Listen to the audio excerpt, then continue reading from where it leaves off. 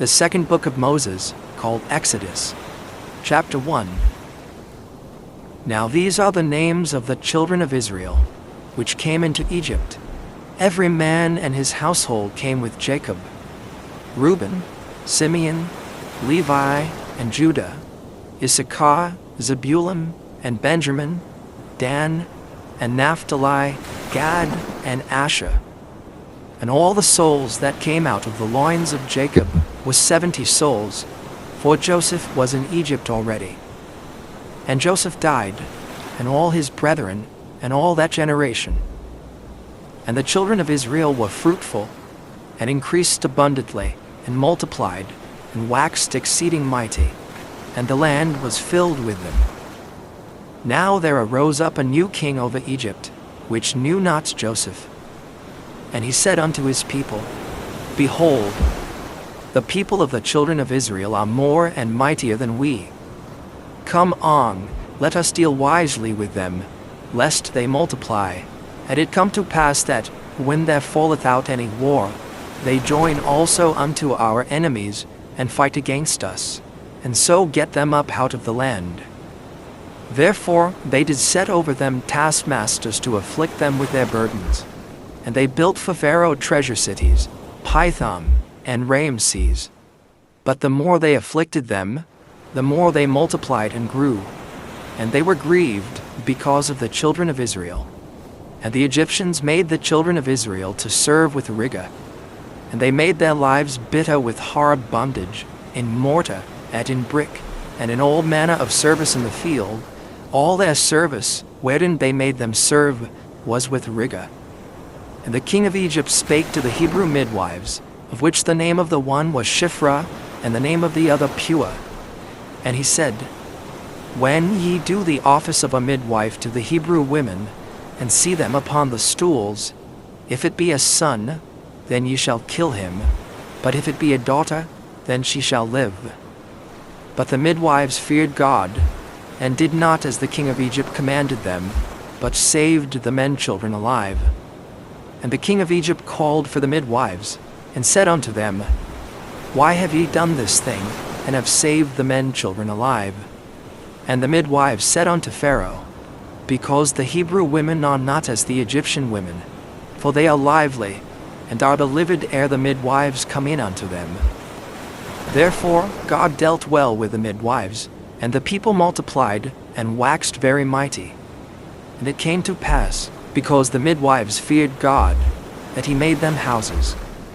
And Pharaoh charged all his people, saying, Every son that is born ye shall cast into the river, and every daughter ye shall save alive. Chapter 2. And there went a man of the house of Levi, and took to wife a daughter of Levi. And the woman conceived, and bare a son. And when she saw him that he was a goodly child, she hid him 3 months. And when she could not longer hide him, she took for him an ark of bulrushes, and daubed it with slime and with pitch, and put the child therein, and she laid it in the flags by the river's brink. And his sister stood afar off, to wit what would be done to him.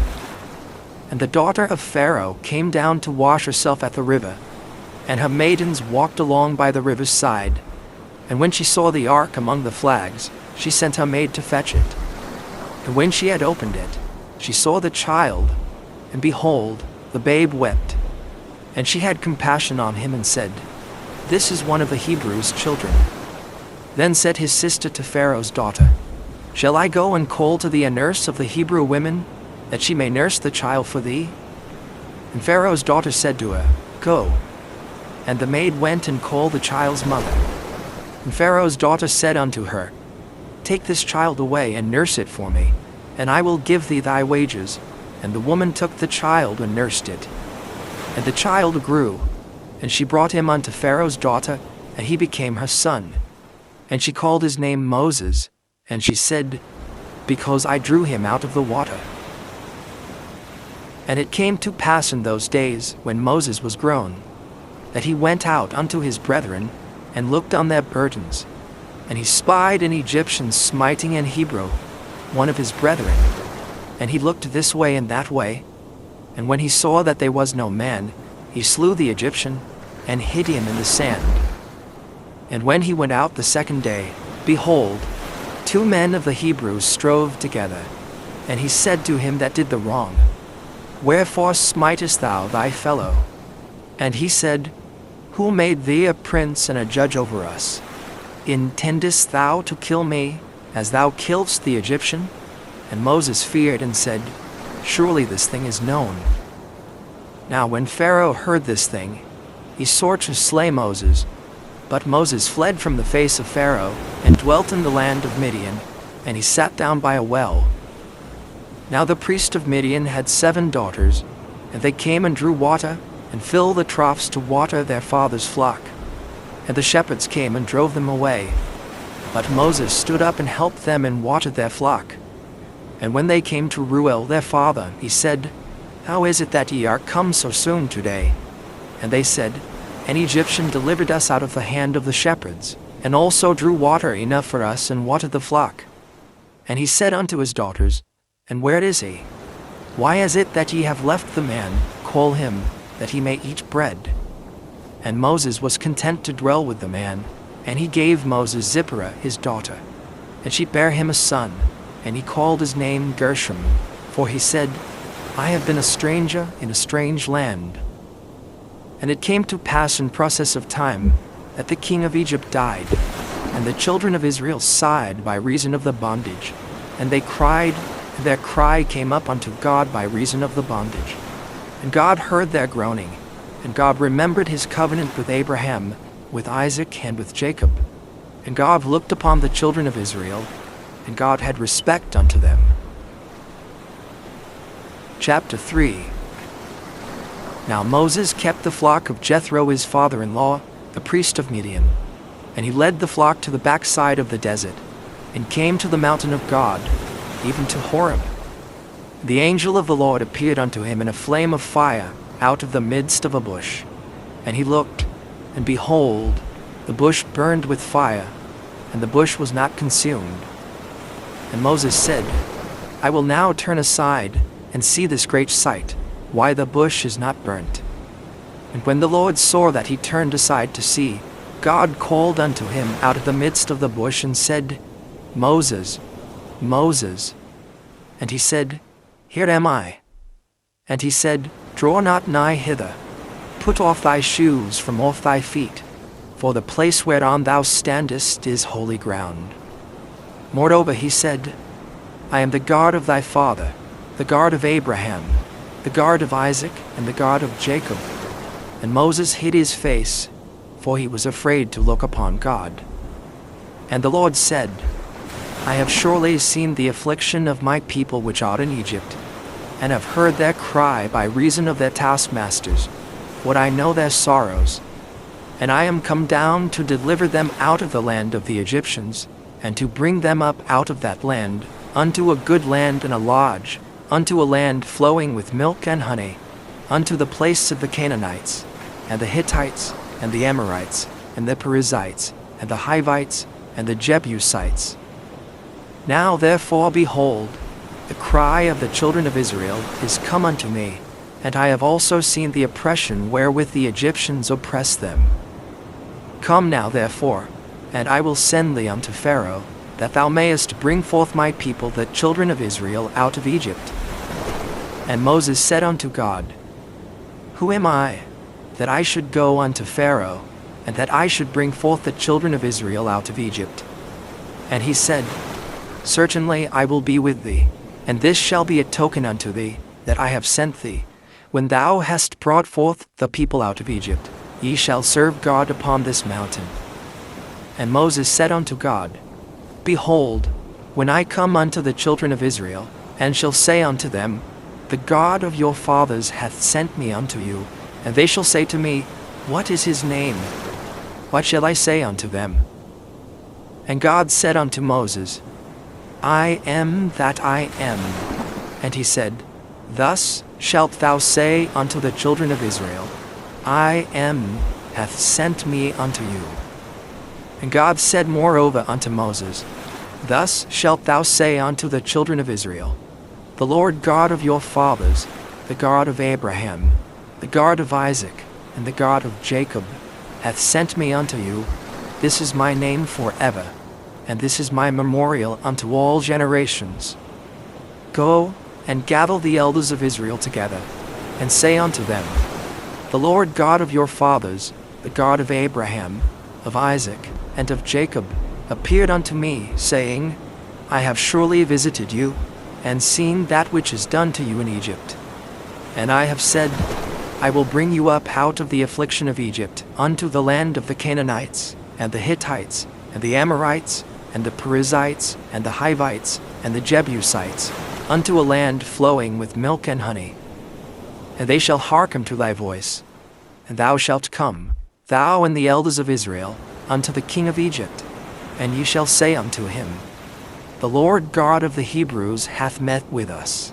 And now let us go, we beseech thee, 3 days' journey into the wilderness, that we may sacrifice to the Lord our God.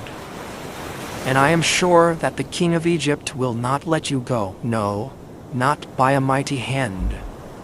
And I will stretch out my hand, and smite Egypt with all my wonders which I will do in the midst thereof. And after that he will let you go. And I will give this people favor in the sight of the Egyptians. And it shall come to pass that when ye go, ye shall not go empty. But every woman shall borrow of her neighbor, and of her that sojourneth in her house, jewels of silver, and jewels of gold, and raiment. And ye shall put them upon your sons, and upon your daughters, and ye shall spoil the Egyptians. Chapter 4.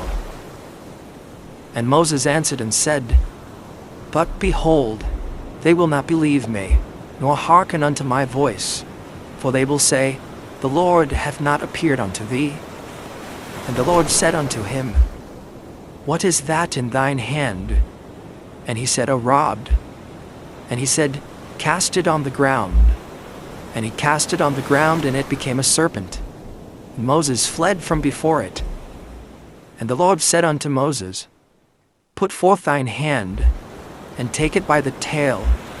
And he put forth his hand, and caught it, and it became a rod in his hand, that they may believe that the Lord God of their fathers, the God of Abraham, the God of Isaac, and the God of Jacob, hath appeared unto thee.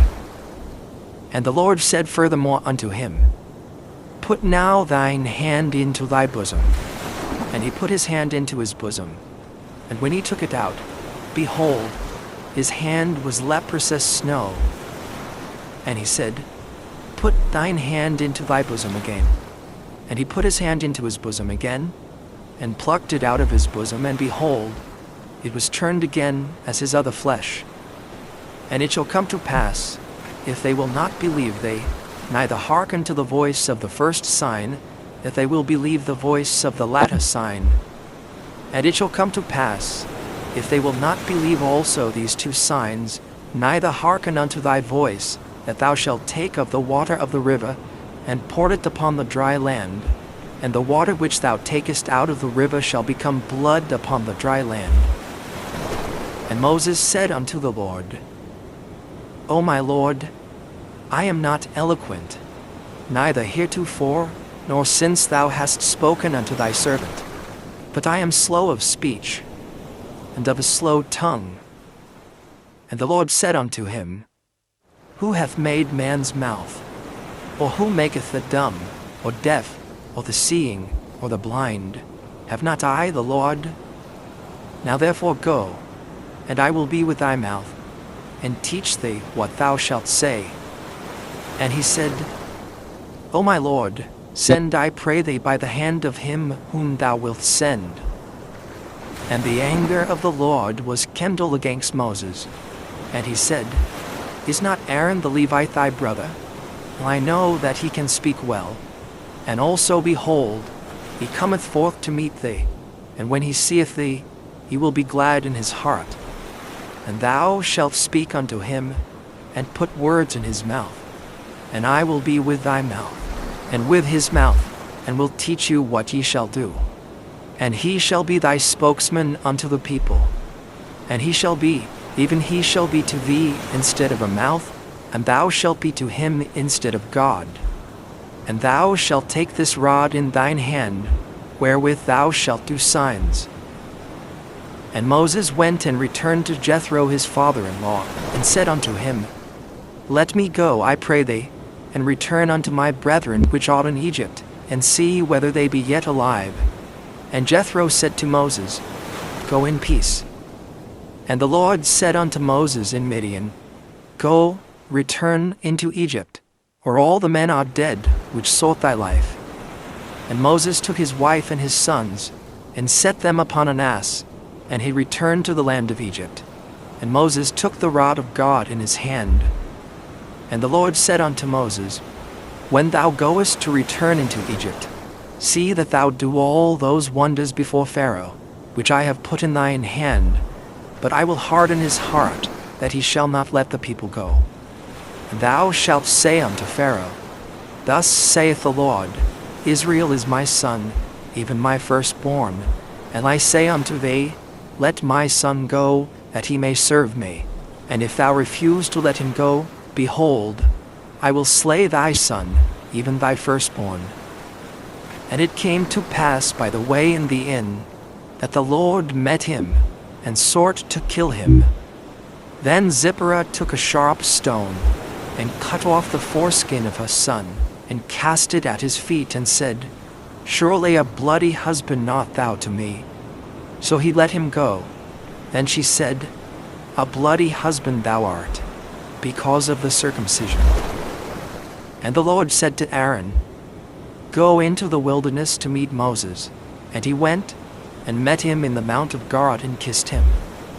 And Moses told Aaron all the words of the Lord who had sent him, and all the signs which he had commanded him. And Moses and Aaron went and gathered together all the elders of the children of Israel.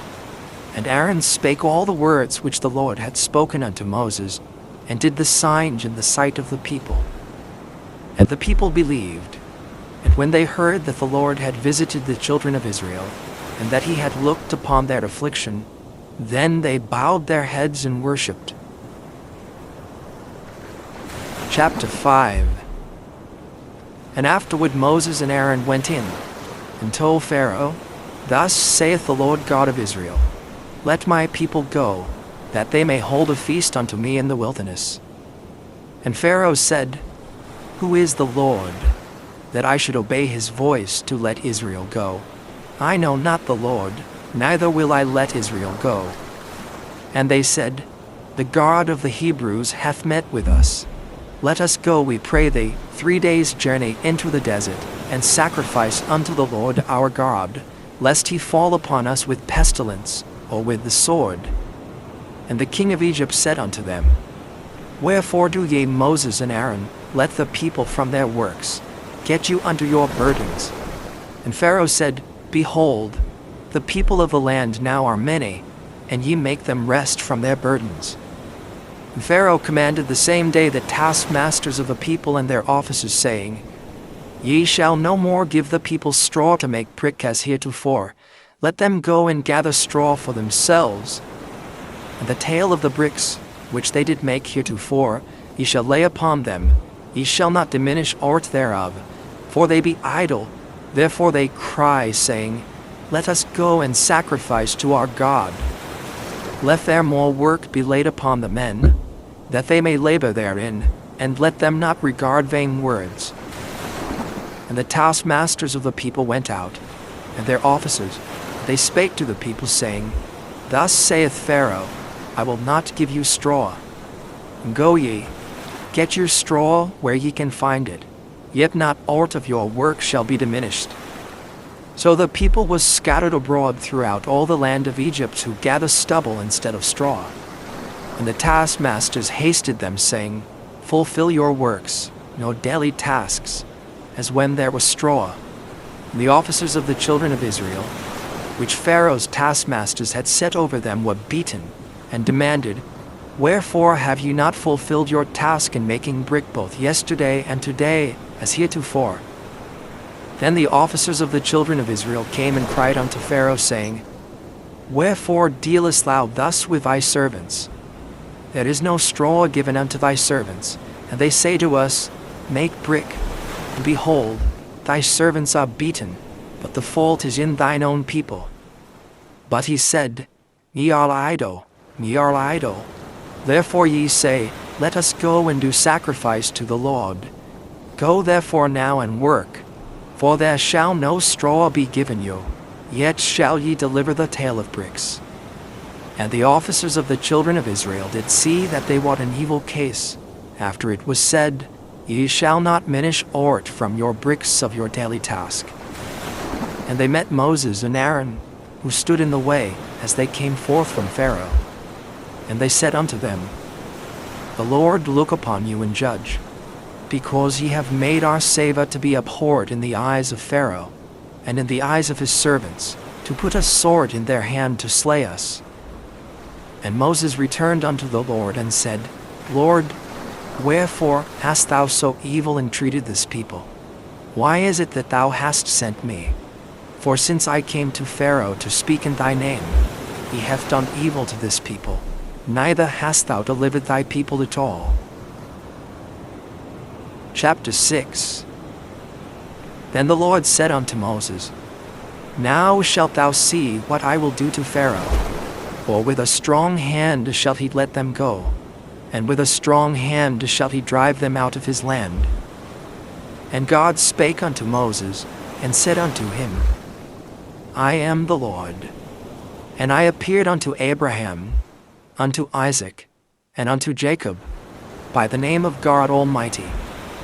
But by my name Jehovah was I not known to them. And I have also established my covenant with them, to give them the land of Canaan, the land of their pilgrimage, wherein they were strangers. And I have also heard the groaning of the children of Israel, whom the Egyptians keep in bondage, and I have remembered my covenant. Wherefore say unto the children of Israel, I am the Lord, and I will bring you out from under the burdens of the Egyptians, and I will rid you out of their bondage, and I will redeem you with a stretched out arm, and with great judgments. And I will take you to me for a people, and I will be to you a God, and ye shall know that I am the Lord your God, which bringeth you out from under the burdens of the Egyptians. And I will bring you in unto the land, concerning the which I did swear to give it to Abraham, to Isaac, and to Jacob, and I will give it you for an heritage. I am the Lord. And Moses spake so unto the children of Israel. But they hearkened not unto Moses for anguish of spirit, and for cruel bondage. And the Lord spake unto Moses, saying, Go in, speak unto Pharaoh king of Egypt, that he let the children of Israel go out of his land. And Moses spake before the Lord, saying, Behold, the children of Israel have not hearkened unto me. How then shall Pharaoh hear me, who am of uncircumcised lips? And the Lord spake unto Moses and unto Aaron, and gave them a charge unto the children of Israel, and unto Pharaoh king of Egypt, to bring the children of Israel out of the land of Egypt. These be the heads of their fathers' houses, the sons of Reuben, the firstborn of Israel, Hanok, and Palu, Hezron, and Carmi. These be the families of Reuben. And the sons of Simeon, Jibmuel, and Jamin, and Ohad, and Jachin, and Zohar, and Shael, the son of a Canaanitish woman. These are the families of Simeon. And these are the names of the sons of Levi according to their generations, Gershon, and Kohath, and Merari. And the years of the life of Levi were 137 years. The sons of Gershon, Libni, and Shimei, according to their families. And the sons of Kohath, Amram, and Izhar, and Hebron, and Uzziel. And the years of the life of Kohath were 133 years. And the sons of Merari, Mahali, and Mushi. These are the families of Levi according to their generations. And Amram took him Jochebed his father's sister to wife, and she bare him Aaron and Moses. And the years of the life of Amram were 137 years. And the sons of Izhar, Korah, and Nepheg, and Zikri. And the sons of Azio, Mishael, and Elzaphan, and Zithri. And Aaron took him Elisheba, daughter of Amminadab, sister of Naashon, to wife. And she bare him Nadab, and Abihu, Eleazar, and Ithamar. And the sons of Korah, Asa, and Elkanah, and Abiasaph. These are the families of the Korhites. And Eleazar, Aaron's son, took him one of the daughters of Putiel to wife, and she bare him Phinehas. These are the heads of the fathers of the Levites according to their families. These are that Aaron and Moses, to whom the Lord said, Bring out the children of Israel from the land of Egypt according to their armies. These are they which spake to Pharaoh king of Egypt, to bring out the children of Israel from Egypt. These are that Moses and Aaron. And it came to pass on the day when the Lord spake unto Moses in the land of Egypt, that the Lord spake unto Moses, saying, I am the Lord. Speak thou unto Pharaoh king of Egypt all that I say unto thee. And Moses said before the Lord, Behold, I am of uncircumcised lips, and how shall Pharaoh hearken unto me? Chapter 7. And the Lord said unto Moses, See, I have made thee a god to Pharaoh, and Aaron thy brother shall be thy prophet. Thou shalt speak all that I command thee, and Aaron thy brother shall speak unto Pharaoh, that he send the children of Israel out of his land. And I will harden Pharaoh's heart, and multiply my signs and my wonders in the land of Egypt. But Pharaoh shall not hearken unto you, that I may lay my hand upon Egypt, and bring forth mine armies, and my people the children of Israel, out of the land of Egypt by great judgments. And the Egyptians shall know that I am the Lord, when I stretch forth mine hand upon Egypt, and bring out the children of Israel from among them. And Moses and Aaron did as the Lord commanded them, so did they. And Moses was 80 years old, and Aaron 83 years old, when they spake unto Pharaoh. And the Lord spake unto Moses and unto Aaron, saying, When Pharaoh shall speak unto you, saying, Show a miracle for you, then thou shalt say unto Aaron, Take thy rod, and cast it before Pharaoh, and it shall become a serpent. And Moses and Aaron went in unto Pharaoh, and they did so as the Lord had commanded. And Aaron cast down his rod before Pharaoh, and before his servants, and it became a serpent. Then Pharaoh also called the wise men and the sorcerers.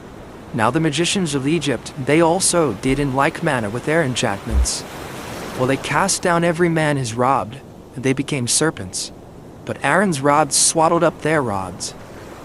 And he hardened Pharaoh's heart, that he hearkened not unto them, as the Lord had said. And the Lord said unto Moses, Pharaoh's heart is hardened, he refuseth to let the people go. Get thee unto Pharaoh in the morning.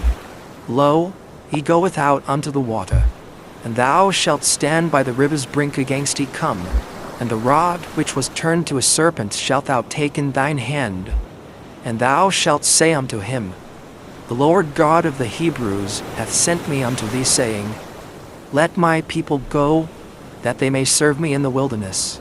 And behold, hitherto thou wouldest not hear. Thus saith the Lord, In this thou shalt know that I am the Lord. Behold, I will smite with a rod that is in mine hand upon the waters which are in the river, and they shall be turned to blood. And the fish that is in the river shall die, and the river shall stink, and the Egyptians shall loathe to drink of the water of the river. And the Lord spake unto Moses, Say unto Aaron, Take thy rod, and stretch out thine hand upon the waters of Egypt, upon their streams, upon their rivers, and upon their ponds, and upon all their pools of water, that they may become blood, and that there may be blood throughout all the land of Egypt, both in vessels of wood and in vessels of stone. And Moses and Aaron did so, as the Lord commanded, and he lifted up the rod, and smote the waters that were in the river, in the sight of Pharaoh, and in the sight of his servants, and all the waters that were in the river were turned to blood. and the fish that was in the river died, and the river stank, and the Egyptians could not drink of the water of the river, and there was blood throughout all the land of Egypt. And the magicians of Egypt did so with their enchantments. And Pharaoh's heart was hardened, neither did he hearken unto them, as the Lord had said. And Pharaoh turned and went into his house, neither did he set his heart to this also. And all the Egyptians digged round about the river for water to drink, for they could not drink of the water of the river. And 7 days were fulfilled after that the Lord had smitten the river. Chapter 8.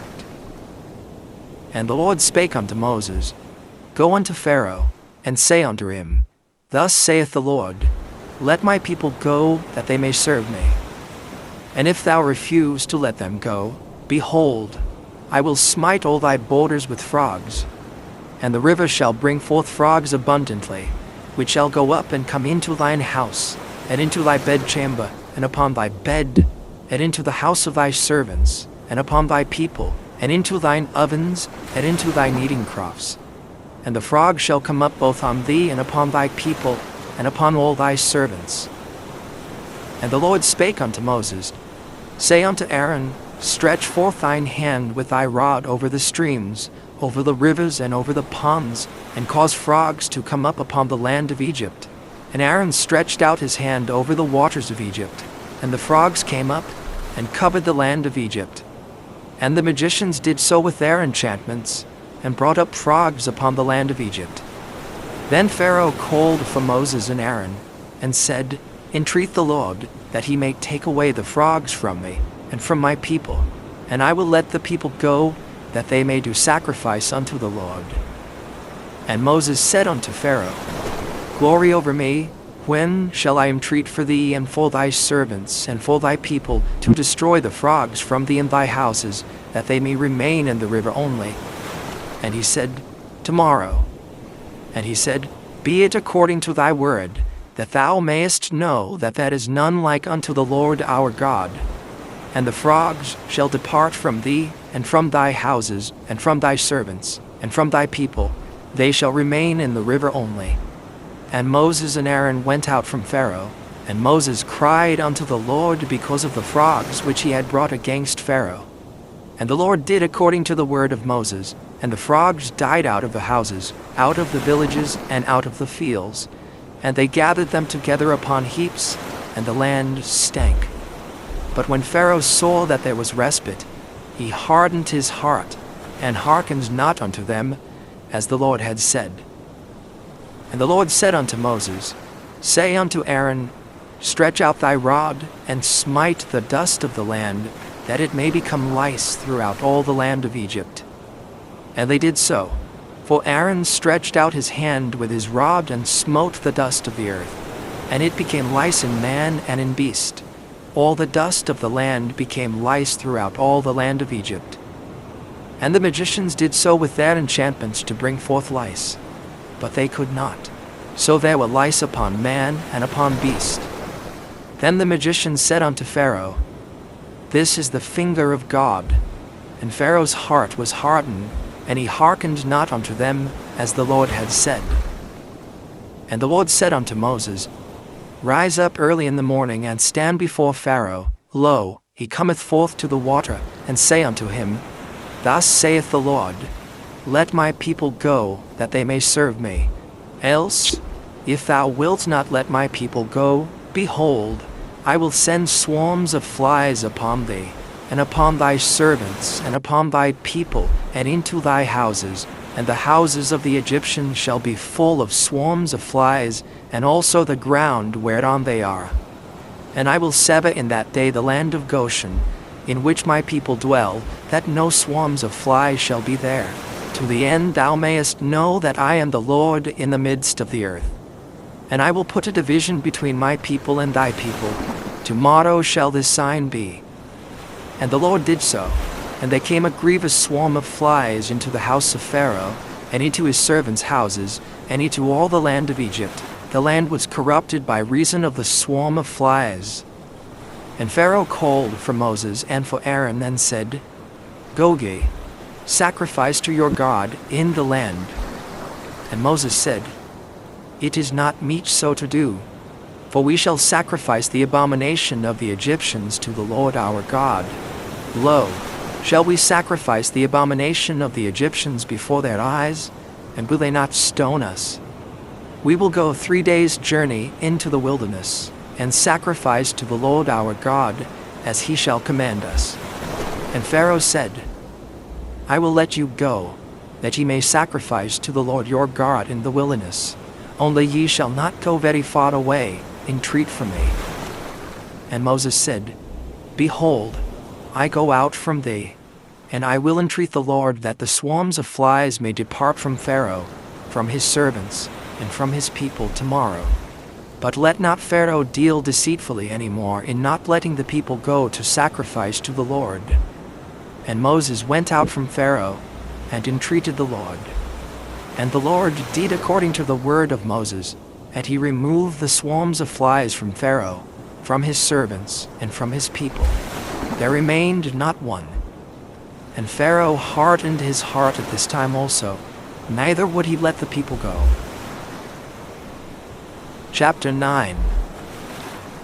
Then the Lord said unto Moses, Go in unto Pharaoh and tell him, Thus saith the Lord God of the Hebrews, Let my people go, that they may serve me. For if thou refuse to let them go, and wilt hold them still, behold, the hand of the Lord is upon thy cattle, which is in the field, upon the horses, upon the asses, upon the camels, upon the oxen, and upon the sheep. There shall be a very grievous murrain. And the Lord shall sever between the cattle of Israel and the cattle of Egypt, and there shall nothing die of all that is the children's of Israel. And the Lord appointed a set time, saying, Tomorrow the Lord shall do this thing in the land. And the Lord did that thing on the morrow, and all the cattle of Egypt died, but of the cattle of the children of Israel died not one. And Pharaoh sent, and behold, there was not one of the cattle of the Israelites dead. And the heart of Pharaoh was hardened, and he did not let the people go. And the Lord said unto Moses and unto Aaron, Take to you handfuls of ashes of the furnace, and let Moses sprinkle it toward the heaven in the sight of Pharaoh. And it shall become small dust in all the land of Egypt, and shall be a boil breaking forth with blains upon man and upon beast, throughout all the land of Egypt. And they took ashes of the furnace, and stood before Pharaoh, and Moses sprinkled it up toward heaven, and it became a boil breaking forth with blains upon man and upon beast. And the magicians could not stand before Moses because of the boils, for the boil was upon the magicians, and upon all the Egyptians. And the Lord hardened the heart of Pharaoh, and he hearkened not unto them, as the Lord had spoken unto Moses. And the Lord said unto Moses, Rise up early in the morning, and stand before Pharaoh, and say unto him, Thus saith the Lord God of the Hebrews, Let my people go, that they may serve me. For I will at this time send all my plagues upon thine heart, and upon thy servants, and upon thy people, that thou mayest know that there is none like me in all the earth. For now I will stretch out my hand, that I may smite thee and thy people with pestilence, and thou shalt be cut off from the earth. And in very deed for this cause have I raised thee up, or to show in thee my power, and that my name may be declared throughout all the earth. As yet exaltest thou thyself against my people, that thou wilt not let them go? Behold, tomorrow about this time I will cause it to rain a very grievous hail, such as hath not been in Egypt since the foundation thereof even until now. Send therefore now, and gather thy cattle, and all that thou hast in the field, what upon every man and beast which shall be found in the field, and shall not be brought home, the hail shall come down upon them, and they shall die. He that feared the word of the Lord among the servants of Pharaoh made his servants and his cattle flee into the houses. And he that regarded not the word of the Lord left his servants and his cattle in the field. And the Lord said unto Moses, Stretch forth thine hand toward heaven, that there may be hail in all the land of Egypt, upon man and upon beast, and upon every herb of the field throughout the land of Egypt.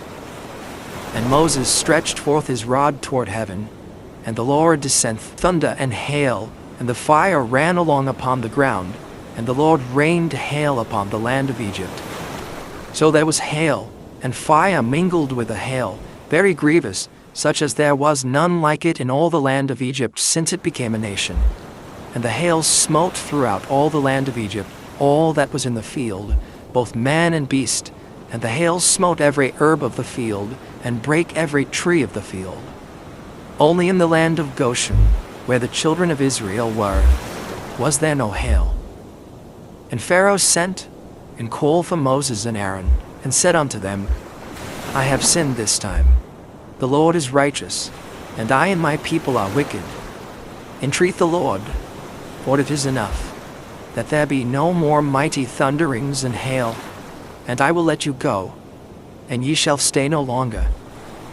And Moses said unto him, As soon as I am gone out of the city, I will spread abroad my hands unto the Lord, and the thunder shall cease, neither shall there be any more hail, that thou mayest know how that the earth is the Lord's.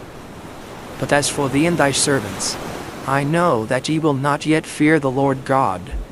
And the flax and the barley was smitten, for the barley was in the ear, and the flax was bold. But the wheat and the rye were not smitten, for they were not grown up.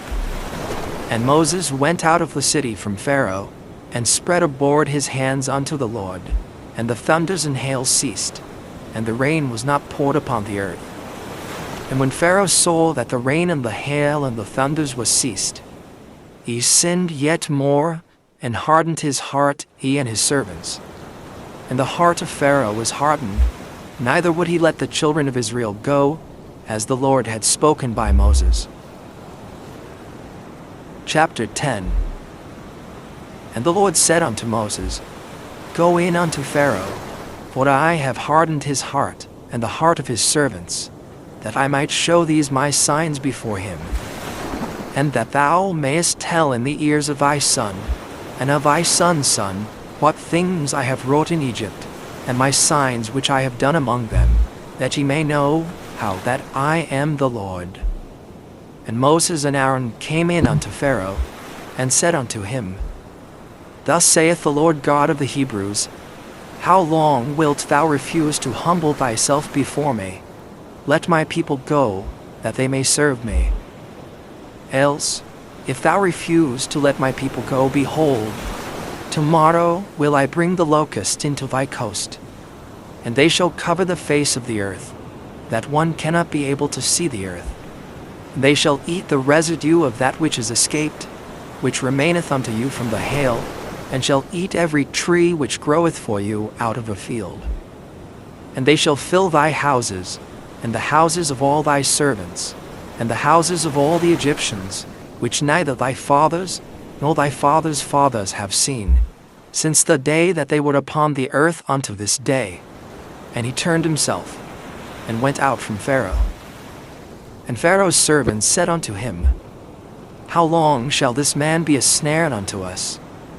Let the men go, that they may serve the Lord their God. Knowest thou not yet that Egypt is destroyed? And Moses and Aaron were brought again unto Pharaoh. And he said unto them, Go, serve the Lord your God. But who are they that shall go? And Moses said, We will go with our young, and with our old, with our sons and with our daughters, with our flocks and with our herds will we go. For we must hold a feast unto the Lord. And he said unto them, Let the Lord be so with you, as I will let you go. And your little ones, look to it, for evil is before you. Not so. Go now, ye that are men, and serve the Lord, for that ye did desire. And they were driven out from Pharaoh's presence. And the Lord said unto Moses, Stretch out thine hand over the land of Egypt for the locusts, that they may come up upon the land of Egypt, and eat every herb of the land, even all that the hail hath left.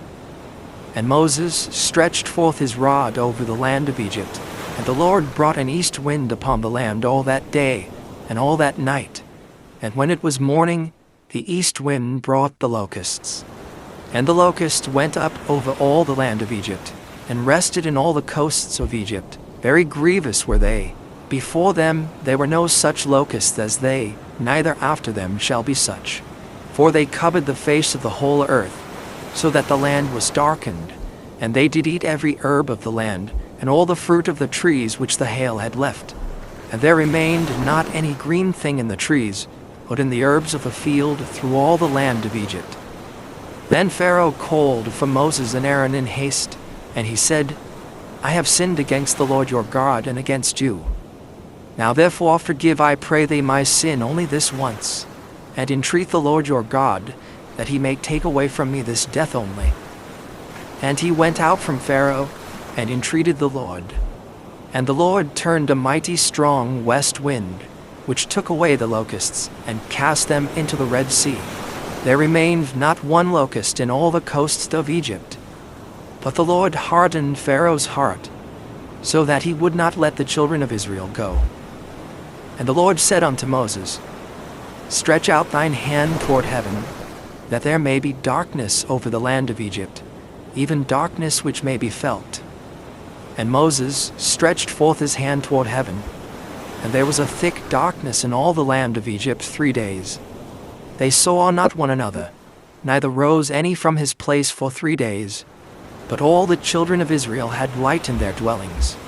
And Pharaoh called unto Moses and said, Go ye, serve the Lord. Only let your flocks and your herds be stayed. Let your little ones also go with you. And Moses said, Thou must give us also sacrifices and burnt offerings, that we may sacrifice unto the Lord our God. Our cattle also shall go with us. There shall not an hoof be left behind, for thereof must we take to serve the Lord our God, and we know not with what we must serve the Lord until we come thither.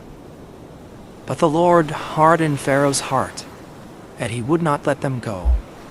And Pharaoh said unto him, Get thee from me, take heed to thyself, see my face no more. For in that day thou seest my face, thou shalt die. And Moses said, Thou hast spoken well. I will see thy face again no more. Chapter 11. And the Lord said unto Moses, Yet will I bring one plague more upon Pharaoh, and upon Egypt. Afterwards he will let you go hence. When he shall let you go, he shall surely thrust you out hence altogether. Speak now in the ears of the people, and let every man borrow of his neighbor, and every woman of our neighbor, jewels of silver and jewels of gold. And the Lord gave the people favor in the sight of the Egyptians. Moreover, the man Moses was very great in the land of Egypt, in the sight of Pharaoh's servants, and in the sight of the people. And Moses said, Thus saith the Lord, About midnight will I go out into the midst of Egypt, and all the firstborn in the land of Egypt shall die, from the firstborn of Pharaoh that sitteth upon his throne, even unto the firstborn of the maidservant that is behind the mill, and all the firstborn of beasts. And there shall be a great cry throughout all the land of Egypt, such as there was none like it, nor shall be like it any more. But against any of the children of Israel shall not a dog move his tongue against man or beast, that ye may know how that the Lord doth put a difference between the Egyptians and Israel. And all these thy servants shall come down unto me, and bow down themselves unto me, saying, Get thee out, and all the people that follow thee, and after that I will go out. And he went out from Pharaoh in a great anger.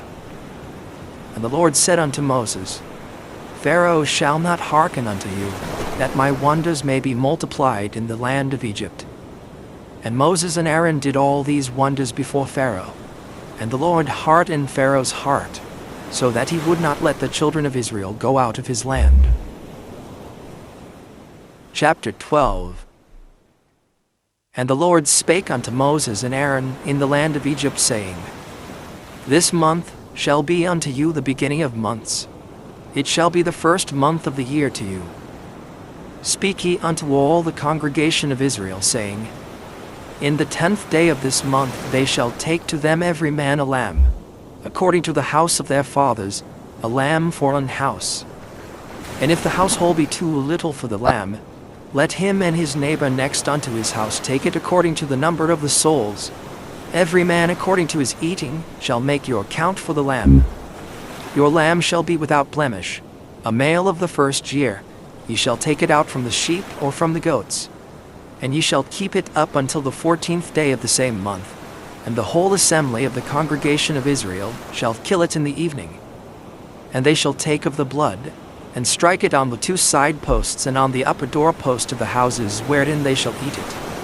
And they shall eat the flesh in that night, roast with fire, and unleavened bread, and with bitter herbs they shall eat it. Eat not of it raw, nor sodden it or with water, but roast with fire, his head with his legs, and with the purtenance thereof. And ye shall let nothing of it remain until the morning, and that which remaineth of it until the morning ye shall burn with fire. And thus shall ye eat it, with your loins girded, your shoes on your feet, and your staff in your hand, and ye shall eat it in haste. It is the Lord's Passover. What I will pass through the land of Egypt this night, and will smite all the firstborn of the land of Egypt, both man and beast, and against all the gods of Egypt I will execute judgment. I am the Lord. And the blood shall be to you for a token upon the houses where ye are. And when I see the blood, I will pass over you, and the plague shall not be upon you to destroy you when I smite the land of Egypt. And this day shall be unto you for a memorial, and ye shall keep it a feast to the Lord throughout your generations. Ye shall keep it a feast by an ordinance for ever. 7 days shall ye eat unleavened bread. Even the first day ye shall put away leaven out of your houses. For whosoever eateth leavened bread from the first day until the 7th day, that soul shall be cut off from Israel. And in the first day there shall be an holy convocation. And in the 7th day there shall be an holy convocation to you. No manner of work shall be done in them, save that which every man must eat, that only may be done of you. And ye shall observe the feast of unleavened bread. For in this selfsame day have I brought your armies out of the land of Egypt. Therefore shall ye observe this day in your generations by an ordinance forever. In the 1st month on the 14th day of the month at even, ye shall eat unleavened bread, until the 21st day of the month at even. 7 days shall there be no leaven found in your houses. For whosoever eateth that which is leavened, even that soul shall be cut off from the congregation of Israel, whether he be a stranger or born in the land. Ye shall eat nothing leavened. In all your habitations shall ye eat unleavened bread. Then Moses called for all the elders of Israel, and said unto them, Draw out and take you a lamb according to your families, and kill the Passover. And ye shall take a bunch of hyssop, and dip it in the blood that is in the basin, and strike the lintel and the 2 side posts with the blood that is in the basin, and none of you shall go out at the door of his house until the morning. For the Lord will pass through to smite the Egyptians. And when he seeth the blood upon the lintel, and on the 2 side posts, the Lord will pass over the door, and will not suffer the destroyer to come in unto your houses to smite you. And he shall observe this thing for an ordinance to thee and to thy sons forever. And it shall come to pass, when ye be come to the land which the Lord will give you, according as he hath promised, that ye shall keep this service. And it shall come to pass, when your children shall say unto you, What mean ye by this service? That ye shall say, It is the sacrifice of the Lord's Passover, who passed over the houses of the children of Israel in Egypt, when he smote the Egyptians, and delivered our houses. And the people bowed the head and worshipped. And the children of Israel went away, and did as the Lord had commanded Moses and Aaron, so did they. And it came to pass, that at midnight the Lord smote all the firstborn in the land of Egypt, from the firstborn of Pharaoh that sat on his throne, unto the firstborn of the captive that was in the dungeon, and all the firstborn of cattle. And Pharaoh rose up in the night, he and all his servants and all the Egyptians. There was a great cry in Egypt, for there was not a house where there was not one dead. And he called for Moses and Aaron by night, and said, Rise up, and get you forth from among my people, both ye and the children of Israel, and go, serve the Lord, as ye have said. Also take your flocks and your herds, as ye have said, and be gone. And bless me also. And the Egyptians were urgent upon the people, that they might send them out of the land in haste, for they said, We be all dead men. And the people took their dough before it was leavened, their kneading troughs being bound up in their clothes upon their shoulders. And the children of Israel did according to the word of Moses, and they borrowed of the Egyptians jewels of silver, and jewels of gold, and raiment. And the Lord gave the people favor in the sight of the Egyptians, so that they lent unto them such things as they required. And they spoiled the Egyptians. And the children of Israel journeyed from Ramesses to Succoth, about 600,000 on foot that were men, beside children. And a mixed multitude went up also with them, and flocks and herds, even very much cattle. And they baked unleavened cakes of the dough which they brought forth out of Egypt. For it was not leavened, because they were thrust out of Egypt, and could not tarry, neither had they prepared for themselves any victual. Now the sojourning of the children of Israel who dwelt in Egypt was 430 years. And it came to pass at the end of the 430 years, even the selfsame day it came to pass, that all the hosts of the Lord went out from the land of Egypt. It is a night to be much observed unto the Lord for bringing them out from the land of Egypt. This is that night of the Lord to be observed of all the children of Israel in their generations. And the Lord said unto Moses and Aaron, This is the ordinance of the Passover. There shall no stranger eat thereof, but every man's servant that is bought for money, when thou hast circumcised him, then shall he eat thereof. A foreigner and an hired servant shall not eat thereof. In one house shall it be eaten. Thou shalt not carry forth aught of the flesh abroad out of the house, neither shall ye break a bone thereof. All the congregation of Israel shall keep it. And when a stranger shall sojourn with thee, and will keep the Passover to the Lord, let all his males be circumcised, and then let him come near and keep it. And he shall be as one that is born in the land, for no uncircumcised person shall eat thereof. One law shall be to him that is homeborn, and unto the stranger that sojourneth among you. Thus did all the children of Israel, as the Lord commanded Moses and Aaron, so did they. And it came to pass the selfsame day, that the Lord did bring the children of Israel out of the land of Egypt by their armies. Chapter 13. And the Lord spake unto Moses, saying, Sanctify unto me all the firstborn, whatsoever openeth the womb among the children of Israel, both of man and of beast, it is mine. And Moses said unto the people, Remember this day, in which ye came out from Egypt, out of the house of bondage. For by strength of hand the Lord brought you out from this place. There shall no leavened bread be eaten. This day came ye out in the month Abib. And it shall be, when the Lord shall bring thee into the land of the Canaanites, and the Hittites, and the Amorites, and the Hivites, and the Jebusites, which he sware unto thy fathers to give thee, a land flowing with milk and honey, that thou shalt keep this service in this month. 7 days thou shalt eat unleavened bread, and in the 7th day shall be a feast to the Lord. Unleavened bread shall be eaten 7 days, and there shall no leavened bread be seen with thee, neither shall there be leaven seen with thee in all thy quarters. And thou shalt show thy son in that day, saying, This is done because of that which the Lord did unto me when I came forth out of Egypt.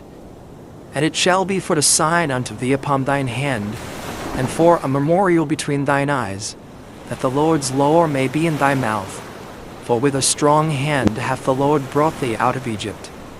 Thou shalt therefore keep this ordinance in his season from year to year.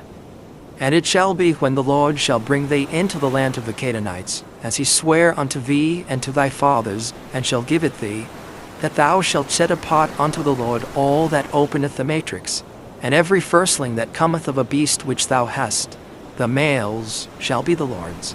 And every firstling of an ass thou shalt redeem with a lamb.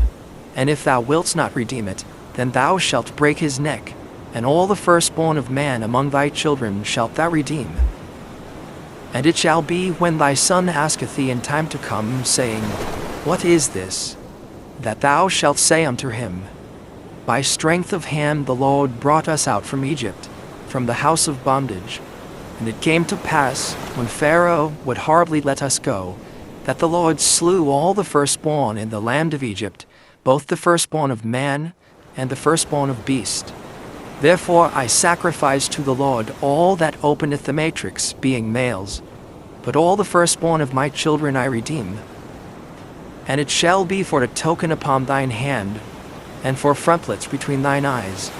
For by strength of hand the Lord brought us forth out of Egypt. And it came to pass, when Pharaoh had let the people go, that God led them not through the way of the land of the Philistines, although that was near. For God said, Lest peradventure the people repent when they see war, and they return to Egypt. But God led the people about, through the way of the wilderness of the Red Sea, and the children of Israel went up harnessed out of the land of Egypt. And Moses took the bones of Joseph with him, for he had straitly sworn the children of Israel, saying, God will surely visit you, and ye shall carry up my bones away hence with you. And they took their journey from Succoth, and encamped in Etham in the edge of the wilderness. And the Lord went before them by day in a pillar of a cloud, to lead them the way, and by night in a pillar of fire, to give them light, to go by day and night. He took not away the pillar of the cloud by day, nor the pillar of fire by night from before the people. Chapter 14. And the Lord spake unto Moses, saying, Speak unto the children of Israel, that they turn and encamp before Pihahiroth, between Migdol and the sea, over against Baal-zephon, before it should ye encamp by the sea. For Pharaoh will say of the children of Israel, They are entangled in the land, the wilderness hath shut them in. And I will harden Pharaoh's heart, that he shall follow after them. And I will be honored upon Pharaoh, and upon all his host, that the Egyptians may know that I am the Lord. And they did so. And it was told of the king of Egypt that the people fled, and the heart of Pharaoh and of his servants was turned against the people, and they said, Why have we done this, that we have let Israel go from serving us? And he made ready his chariot, and took his people with him. And he took 600 chosen chariots, and all the chariots of Egypt, and captains over every one of them. And the Lord hardened the heart of Pharaoh king of Egypt, and he pursued after the children of Israel. And the children of Israel went out with an high hand. But the Egyptians pursued after them, all the horses and chariots of Pharaoh, and his horsemen, and his army, and overtook them, encamping by the sea, beside Pihahiroth, before Baal-zephon. And when Pharaoh drew nigh, the children of Israel lifted up their eyes, and behold, the Egyptians marched after them, and they were sore afraid. And the children of Israel cried out unto the Lord. And they said unto Moses, Because there were no graves in Egypt, hast thou taken us away to die in the wilderness? Wherefore hast thou dealt thus with us, to carry us forth out of Egypt? Is not this the word that we did tell thee in Egypt, saying, Let us alone, that we may serve the Egyptians? For it had been better for us to serve the Egyptians, than that we should die in the wilderness. And Moses said unto the people, Fear ye not, stand still, and see the salvation of the Lord, which he will show to you today. For the Egyptians whom ye have seen today, ye shall see them again no more forever. The Lord shall fight for you, and ye shall hold your peace. And the Lord said unto Moses, Wherefore criest thou unto me? Speak unto the children of Israel, that they go forward. But lift thou up thy rod, and stretch out thine hand over the sea, and divide it. And the children of Israel shall go on dry ground through the midst of the sea. And I, behold, I will harden the hearts of the Egyptians, and they shall follow them. And I will get me honor upon Pharaoh, and upon all his host, upon his chariots and upon his horsemen. And the Egyptians shall know that I am the Lord, when I have gotten me honor upon Pharaoh, upon his chariots, and upon his horsemen.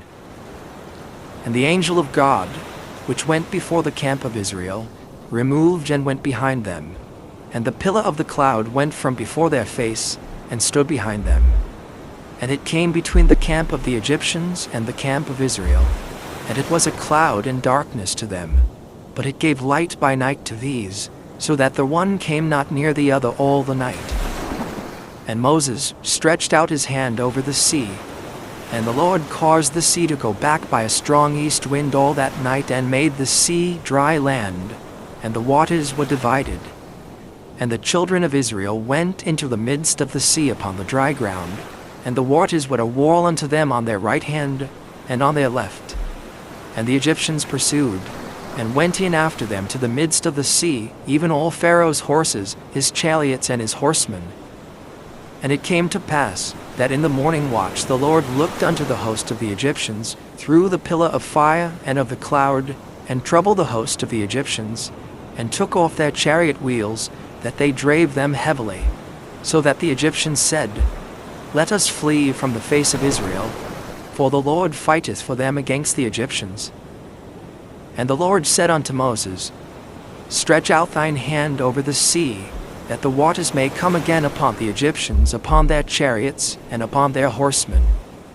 And Moses stretched forth his hand over the sea, and the sea returned to his strength when the morning appeared, and the Egyptians fled against it, and the Lord overthrew the Egyptians in the midst of the sea. And the waters returned, and covered the chariots, and the horsemen, and all the host of Pharaoh that came into the sea after them. There remained not so much as one of them. But the children of Israel walked upon dry land in the midst of the sea, and the waters were a wall unto them on their right hand and on their left. Thus the Lord saved Israel that day out of the hand of the Egyptians.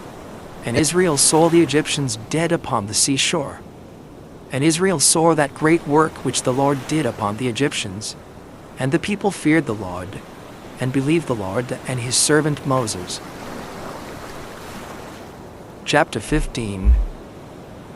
Then sang Moses of the children of Israel this song unto the Lord, and spake, saying, I will sing unto the Lord, for he hath triumphed gloriously.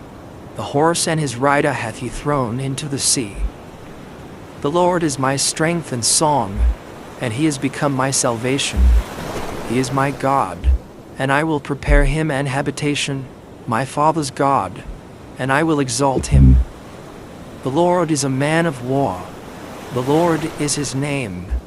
Pharaoh's chariots and his host hath he cast into the sea. His chosen captains also are drowned in the Red Sea. The depths have covered them. They sank into the bottom as a stone. Thy right hand, O Lord, is become glorious in power. Thy right hand, O Lord, hath dashed in pieces the enemy. And in the greatness of thine excellency thou hast overthrown them that rose up against thee. Thou sentest forth thy wrath, which consumed them as stubble. And with a blast of thy nostrils the waters were gathered together. The floods stood upright as an heap, and the depths were congealed in the heart of the sea. The enemy said, I will pursue, I will overtake, I will divide the spoil, my lust shall be satisfied upon them. I will draw my sword, my hand shall destroy them. Thou didst blow with thy wind, the sea covered them, they sank as lead in the mighty waters. Who is like unto thee, O Lord, among the gods? Who is like thee, glorious in holiness, fearful in praises, doing wonders? Thou stretchedst out thy right hand, the earth swallowed them. Thou in thy mercy hast led forth the people which thou hast redeemed. Thou hast guided them in thy strength unto thy holy habitation. The people shall hear and be afraid. Sorrow shall take hold on the inhabitants of Palestina. Then the dukes of Edom shall be amazed. The mighty men of Moab, trembling, shall take hold upon them. All the inhabitants of Canaan shall melt away. Fear and dread shall fall upon them. By the greatness of thine arm they shall be as still as a stone, till thy people pass over, O Lord, till the people pass over, which thou hast purchased.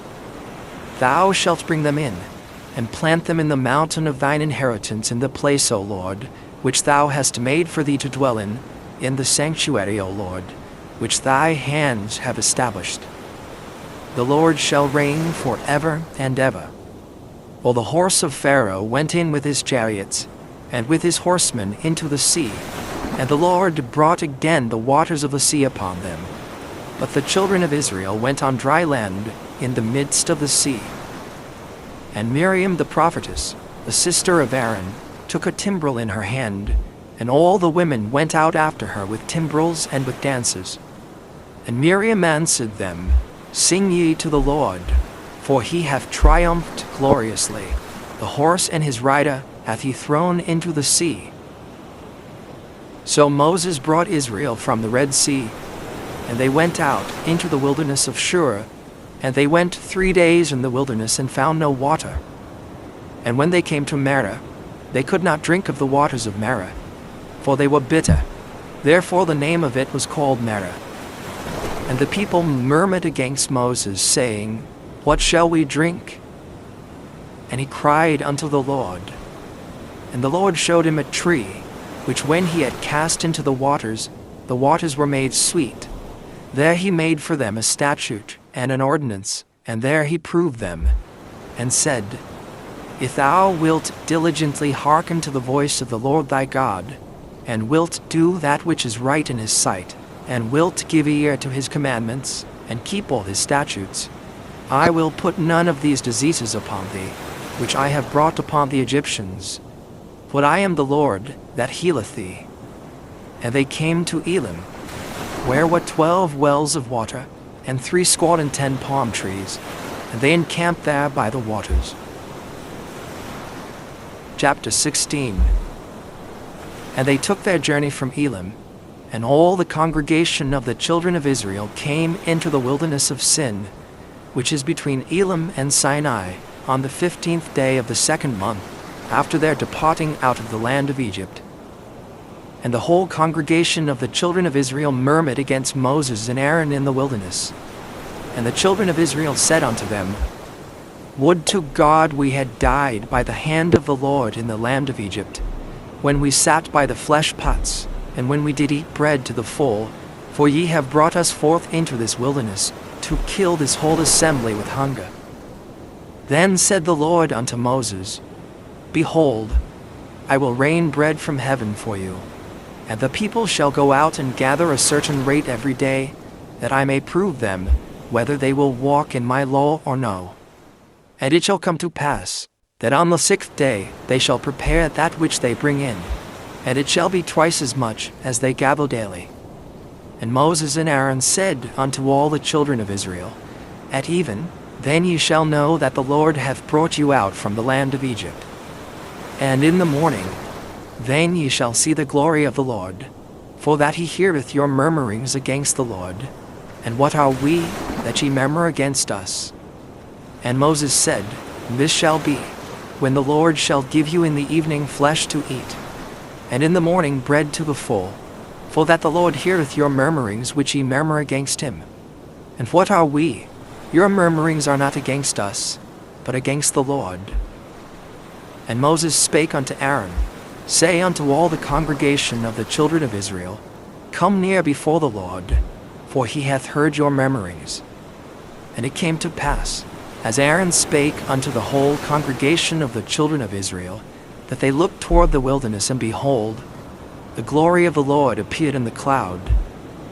And the Lord spake unto Moses, saying, I have heard the murmurings of the children of Israel. Speak unto them, saying, At even ye shall eat flesh, and in the morning ye shall be filled with bread, and ye shall know that I am the Lord your God. And it came to pass, that at even the quails came up, and covered the camp, and in the morning the dew lay round about the host. And when the dew that lay was gone up, behold, upon the face of the wilderness there lay a small round thing, as small as the hoarfrost on the ground. And when the children of Israel saw it, they said one to another, It is manna, for they wist not what it was. And Moses said unto them, This is the bread which the Lord hath given you to eat. This is the thing which the Lord hath commanded. Gather of it every man according to his eating, an omer for every man, according to the number of your persons. Take ye every man for them which are in his tents. And the children of Israel did so, and gathered, some more, some less. And when they did meet it with an omer, he that gathered much had nothing over, and he that gathered little had no lack. They gathered every man according to his eating. And Moses said, Let no man leave of it till the morning. Notwithstanding, they hearkened not unto Moses, but some of them left of it until the morning, and it bred worms and stank. And Moses was wroth with them. And they gathered it every morning, every man according to his eating, and when the sun waxed hot, it melted. And it came to pass, that on the 6th day they gathered twice as much bread, 2 omers for one man, and all the rulers of the congregation came and told Moses. And he said unto them, This is that which the Lord hath said. Tomorrow is the rest of the holy Sabbath unto the Lord. Bake that which ye will bake today, and seethe that ye will seethe, and that which remaineth over lay up for you to be kept until the morning. And they laid it up till the morning, as Moses bade, and it did not stink, neither was there any worm therein. And Moses said, Eat that today, for today is a Sabbath unto the Lord. Today ye shall not find it in the field.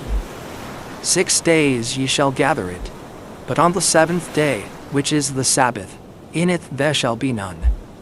And it came to pass, that there went out some of the people on the 7th day for to gather, and they found none. And the Lord said unto Moses, How long refuse ye to keep my commandments and my laws? See, for that the Lord hath given you the Sabbath, therefore he giveth you on the 6th day the bread of 2 days. Abide ye every man in his place, let no man go out of his place on the 7th day. So the people rested on the 7th day. And the house of Israel called the name thereof manna, and it was like coriander seed, white, and the taste of it was like wafers made with honey.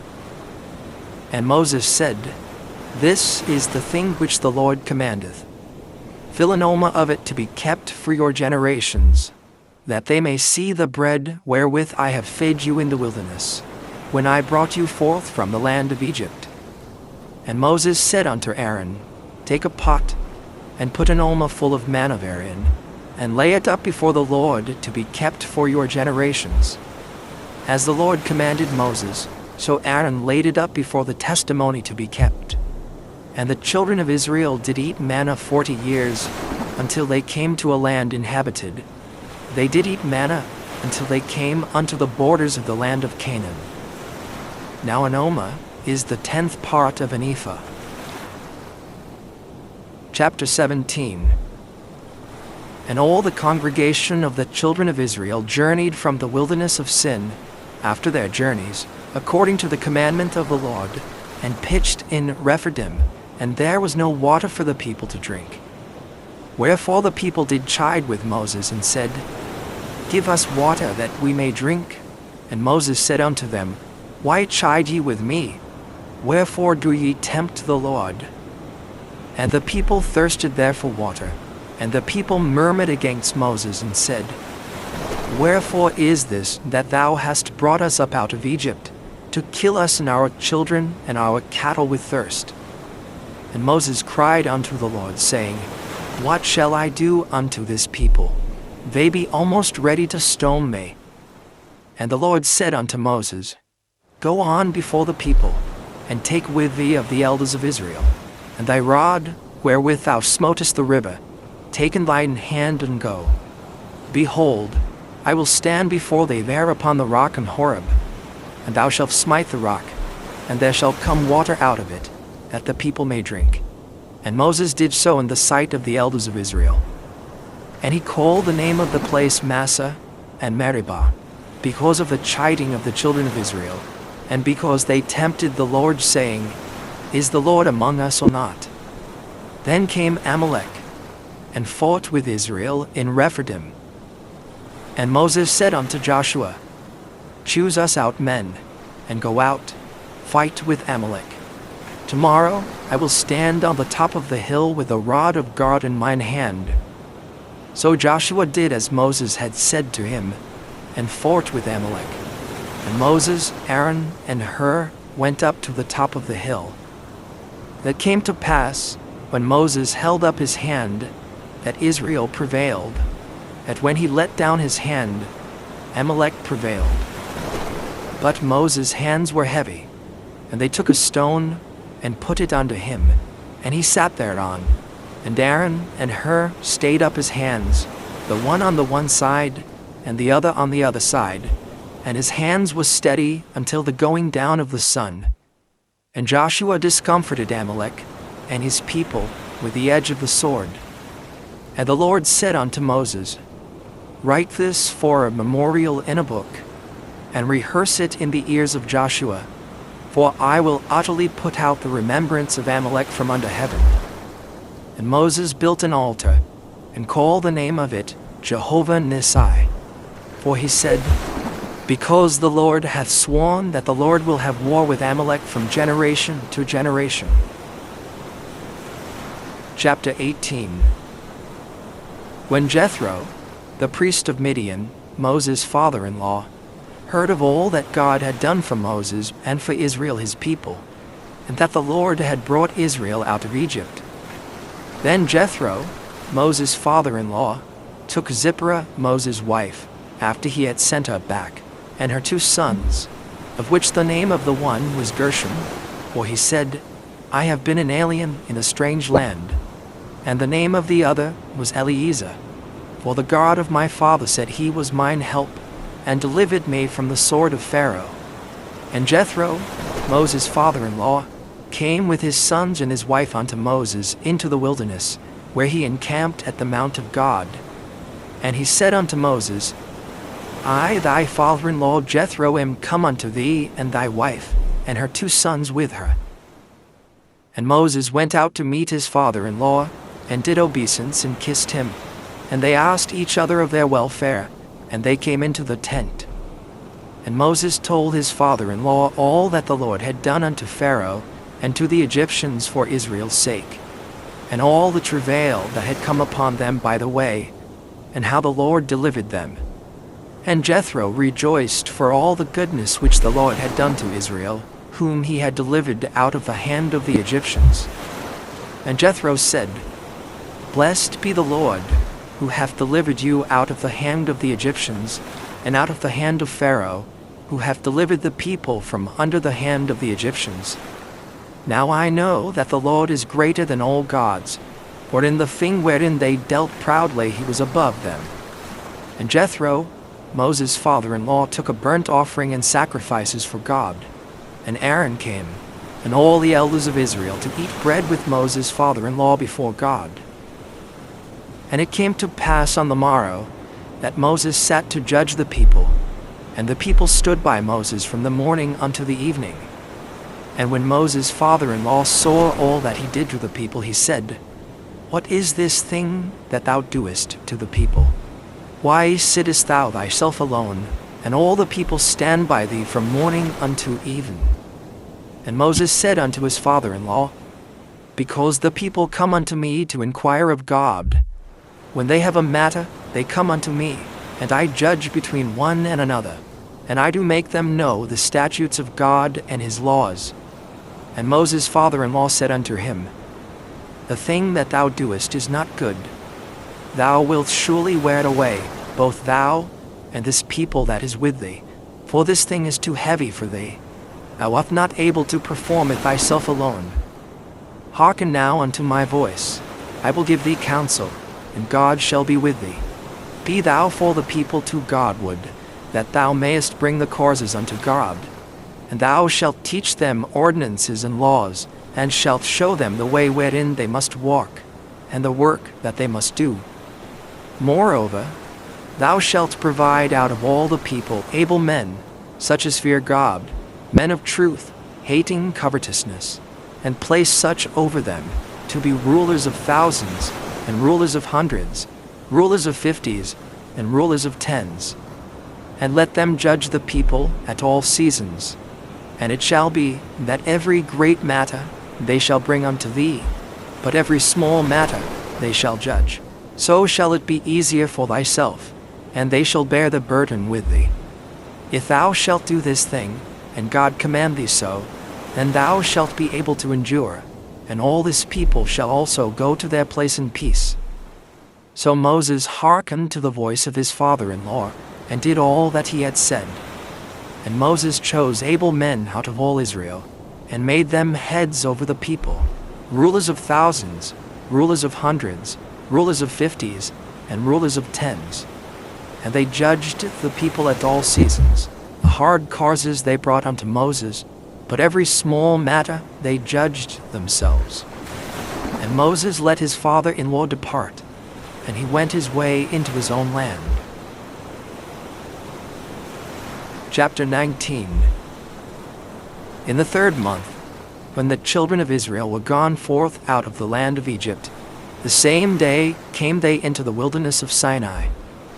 For they were departed from Rephidim, and were come to the desert of Sinai, and had pitched in the wilderness, and there Israel camped before the mount. And Moses went up unto God, and the Lord called unto him out of the mountain, saying, Thus shalt thou say to the house of Jacob, and tell the children of Israel, Ye have seen what I did unto the Egyptians, and how I bare you on eagle's wings, and brought you unto myself. Now therefore, if ye will obey my voice indeed, and keep my covenant, then ye shall be a peculiar treasure unto me above all people, for all the earth is mine. And ye shall be unto me a kingdom of priests, and an holy nation. These are the words which thou shalt speak unto the children of Israel. And Moses came and called for the elders of the people, and laid before their faces all these words which the Lord commanded him. And all the people answered together and said, All that the Lord hath spoken we will do. And Moses returned the words of the people unto the Lord. And the Lord said unto Moses, Lo, I come unto thee in a thick cloud, that the people may hear when I speak with thee, and believe thee forever. And Moses told the words of the people unto the Lord. And the Lord said unto Moses, Go unto the people, and sanctify them today and tomorrow. Let them wash their clothes, and be ready against the 3rd day. For the 3rd day the Lord will come down in the sight of all the people upon Mount Sinai. And thou shalt set pounds unto the people round about, saying, Take heed to yourselves, that ye go not up into the mount, or touch the border of it. Whosoever toucheth the mount shall be surely put to death. There shall not an hand touch it, but he shall surely be stoned, or shot through. Whether it be beast or man, it shall not live. Where the trumpet soundeth long, they shall come up to the mount. And Moses went down from the mount unto the people, and sanctified the people, and they washed their clothes. And he said unto the people, Be ready against the 3rd day. Come not at your wives.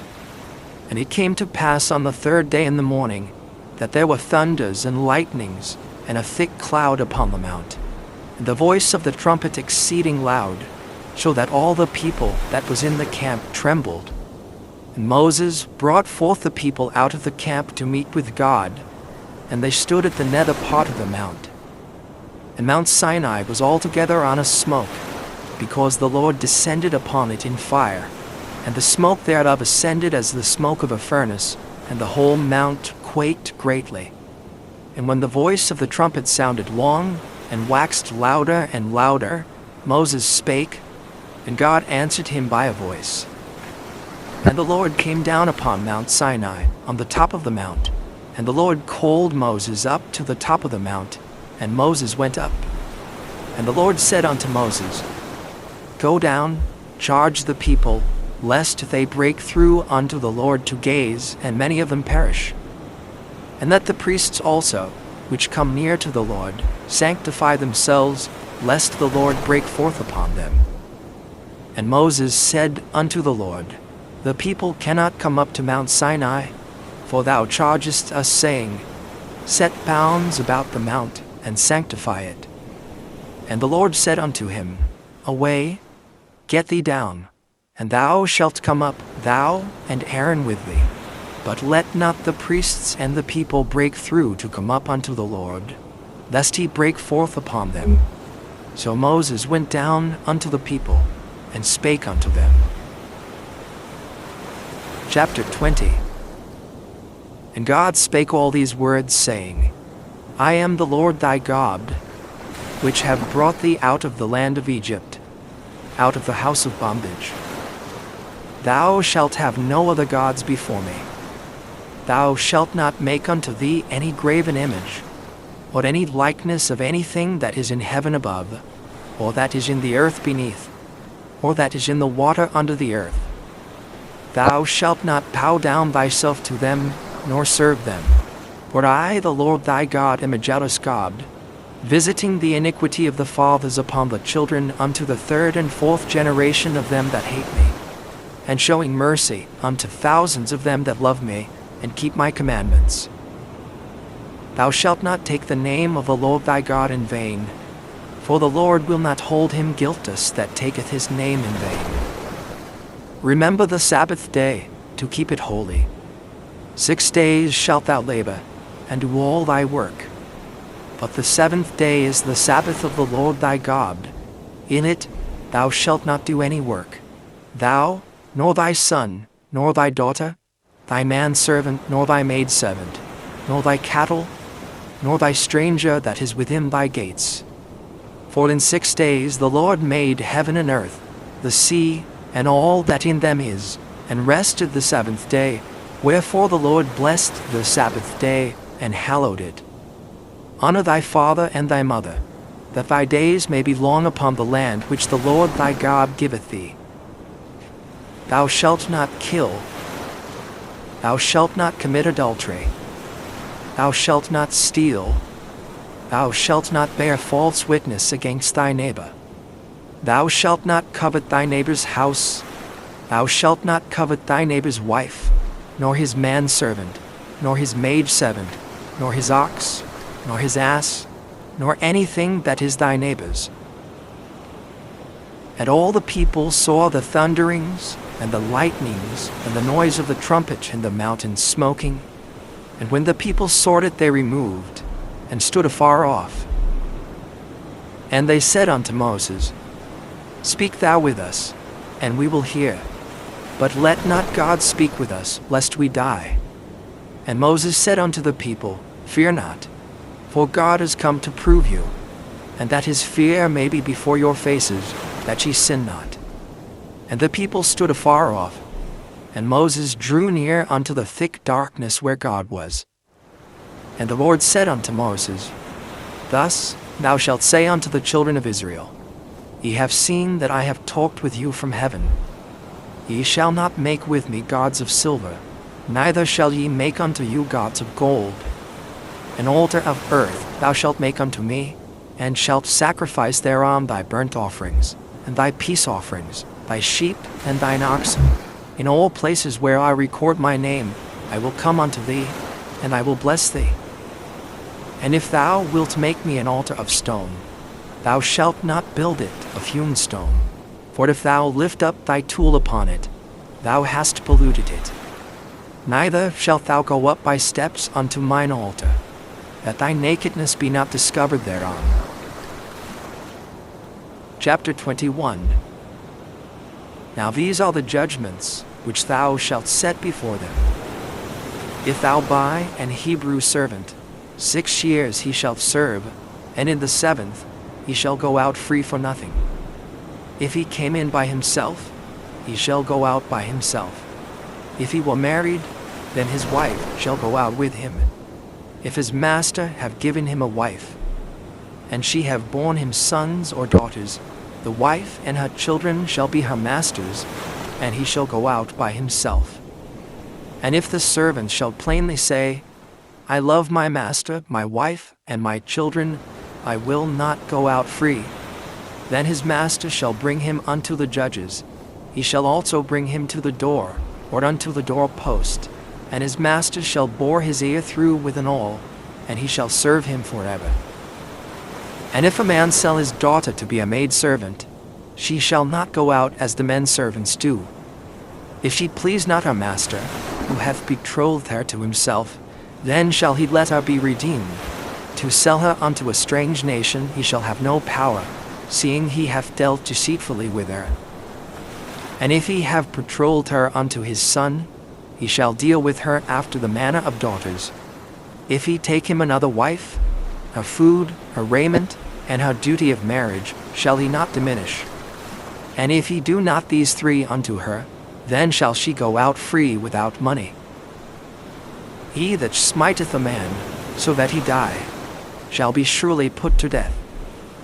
And if a man lie not in wait, but God deliver him into his hand, then I will appoint thee a place whither he shall flee.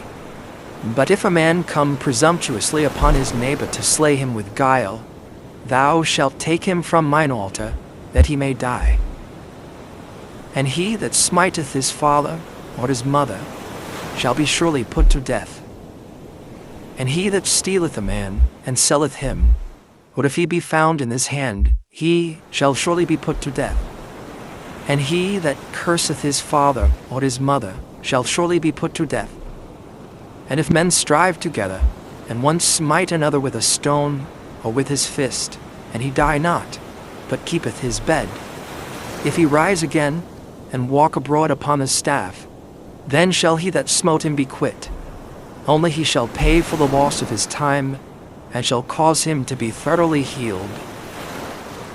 And if a man smite his servant, or his maid with a rod, and he die under his hand, he shall be surely punished. Notwithstanding, if he continue a day or two, he shall not be punished, for he is his money. If men strive, and hurt a woman with child, so that her fruit depart from her, and yet no mischief follow, he shall be surely punished, according as the woman's husband will lay upon him, and he shall pay as the judges determine. And if any mischief follow, then thou shalt give life for life, eye for eye, tooth for tooth, hand for hand, foot for foot, burling for burning, wound for wound, stripe for stripe.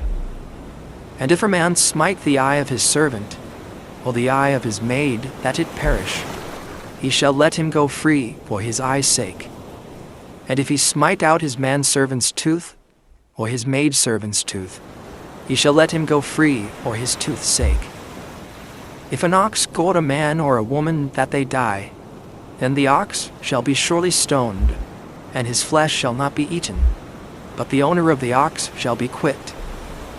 But if the ox were wont to push with his horn in time past, and it hath been testified to his owner, and he hath not kept him in, but that he hath killed a man or a woman, the ox shall be stoned, and his owner also shall be put to death. If there be laid on him a sum of money, then he shall give for the ransom of his life whatsoever is laid upon him. Whether he have gored a son, or have gored a daughter, according to this judgment shall it be done unto him.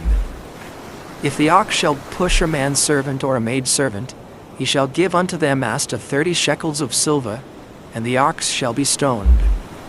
And if a man shall open a pit, or if a man shall dig a pit, and not cover it, and an ox or an ass fall therein, the owner of the pit shall make it good, and give money unto the owner of them, and the dead beast shall be his. And if one man's ox hurt another's, that he die, then they shall sell the live ox, and divide the money of it, and the dead ox also they shall divide. Or if it be known that the ox hath used to push in time past, and his owner hath not kept him in, he shall surely pay ox for ox, and the dead shall be his own. Chapter 22. If a man shall steal an ox or a sheep, and kill it or sell it, he shall restore 5 oxen for an ox, and 4 sheep for the sheep.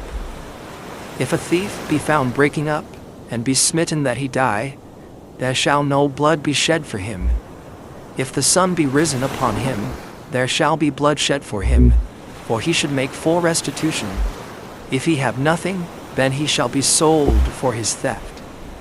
If the theft be certainly found in his hand alive, whether it be ox or ass or sheep, he shall restore double. If a man shall cause a field or vineyard to be eaten, and shall put in his beast, and shall feed in another man's field, of the best of his own field, and of the best of his own vineyard, shall he make restitution.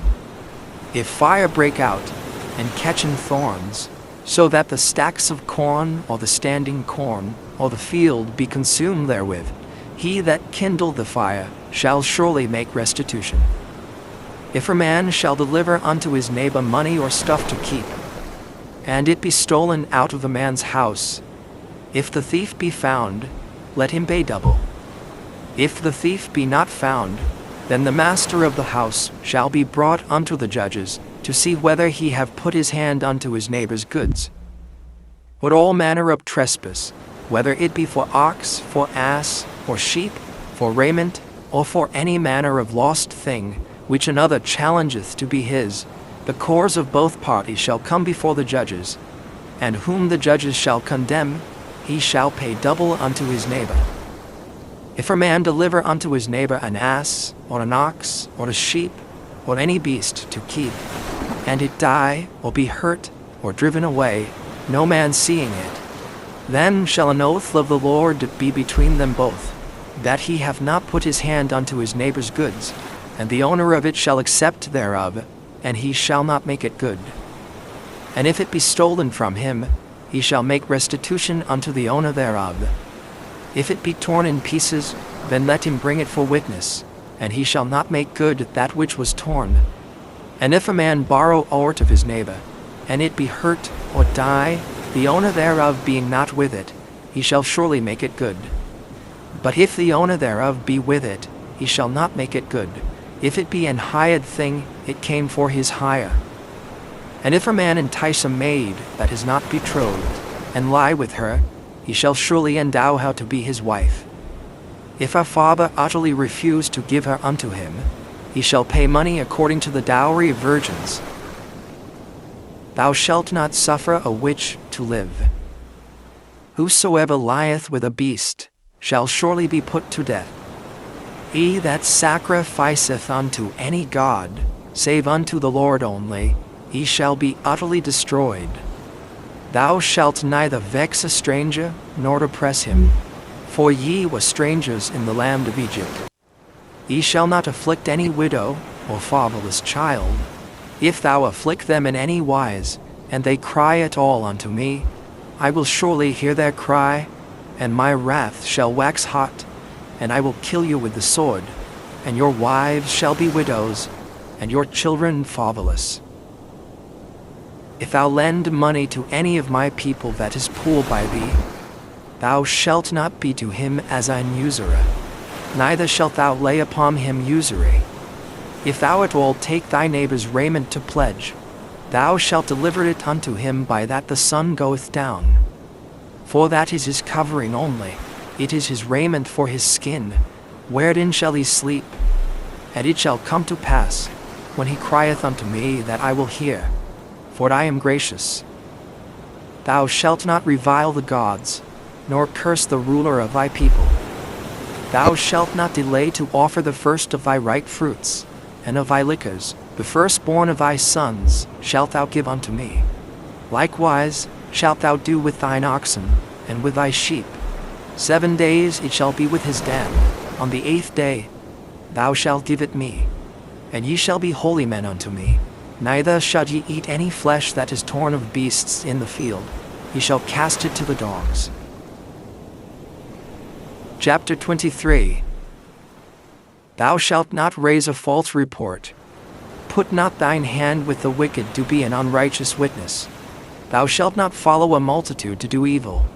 Neither shalt thou speak in a cause to decline after many to wrest judgment. Neither shalt thou countenance a poor man in his course. If thou meet thine enemy's ox or his ass going astray, thou shalt surely bring it back to him again.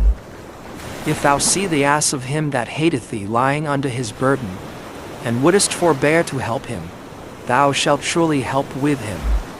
Thou shalt not wrest the judgment of thy poor in his cause. Keep thee far from a false matter, and the innocent and righteous slay thou not, for I will not justify the wicked.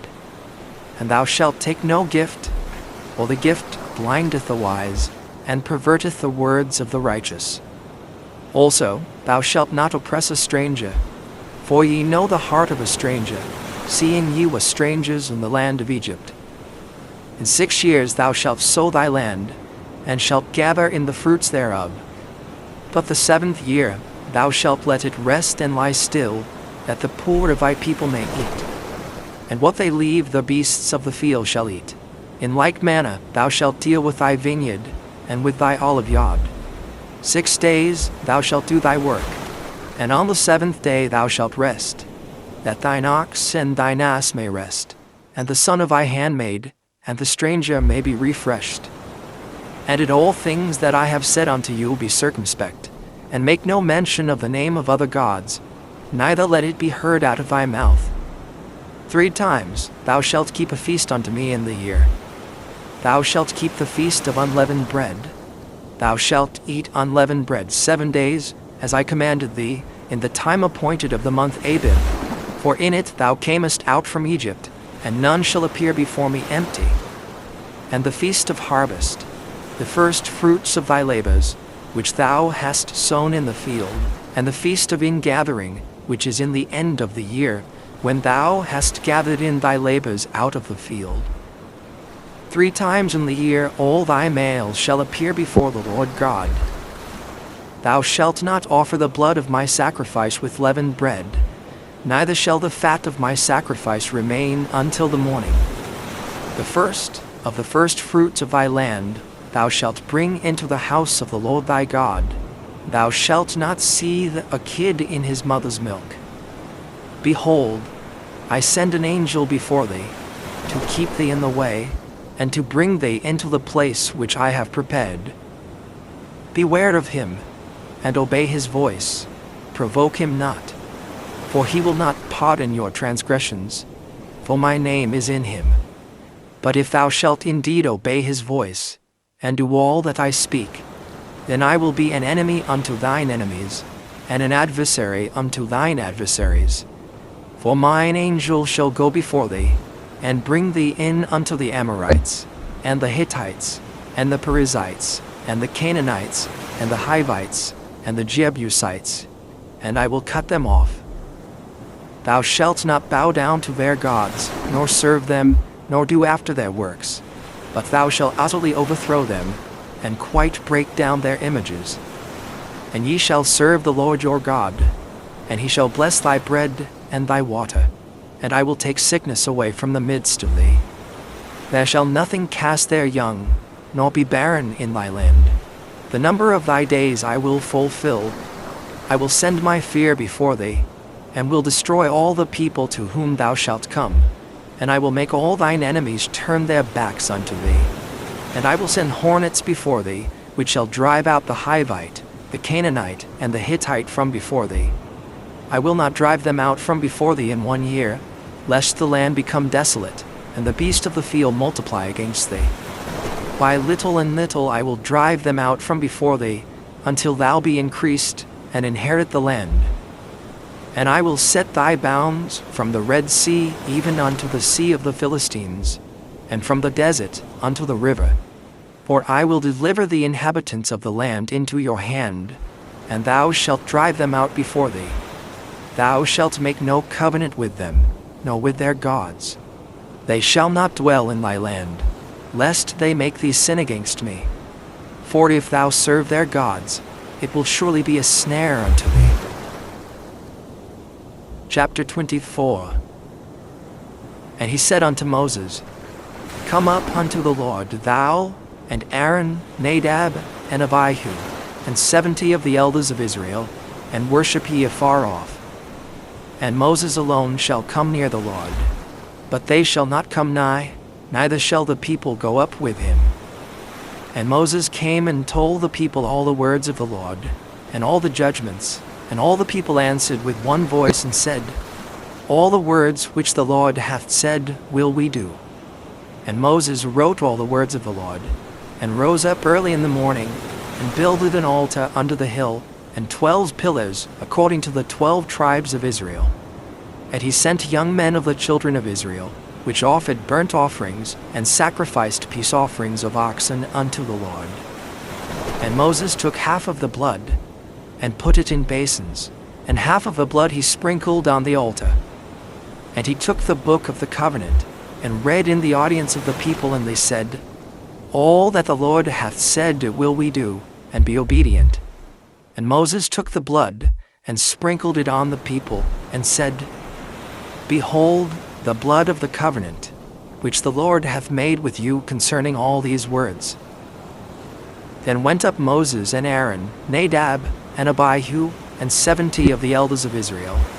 And they saw the God of Israel, and there was under his feet as it were a paved work of a sapphire stone, and as it were the body of heaven in his clearness.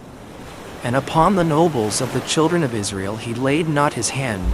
Also they saw God, and did eat and drink.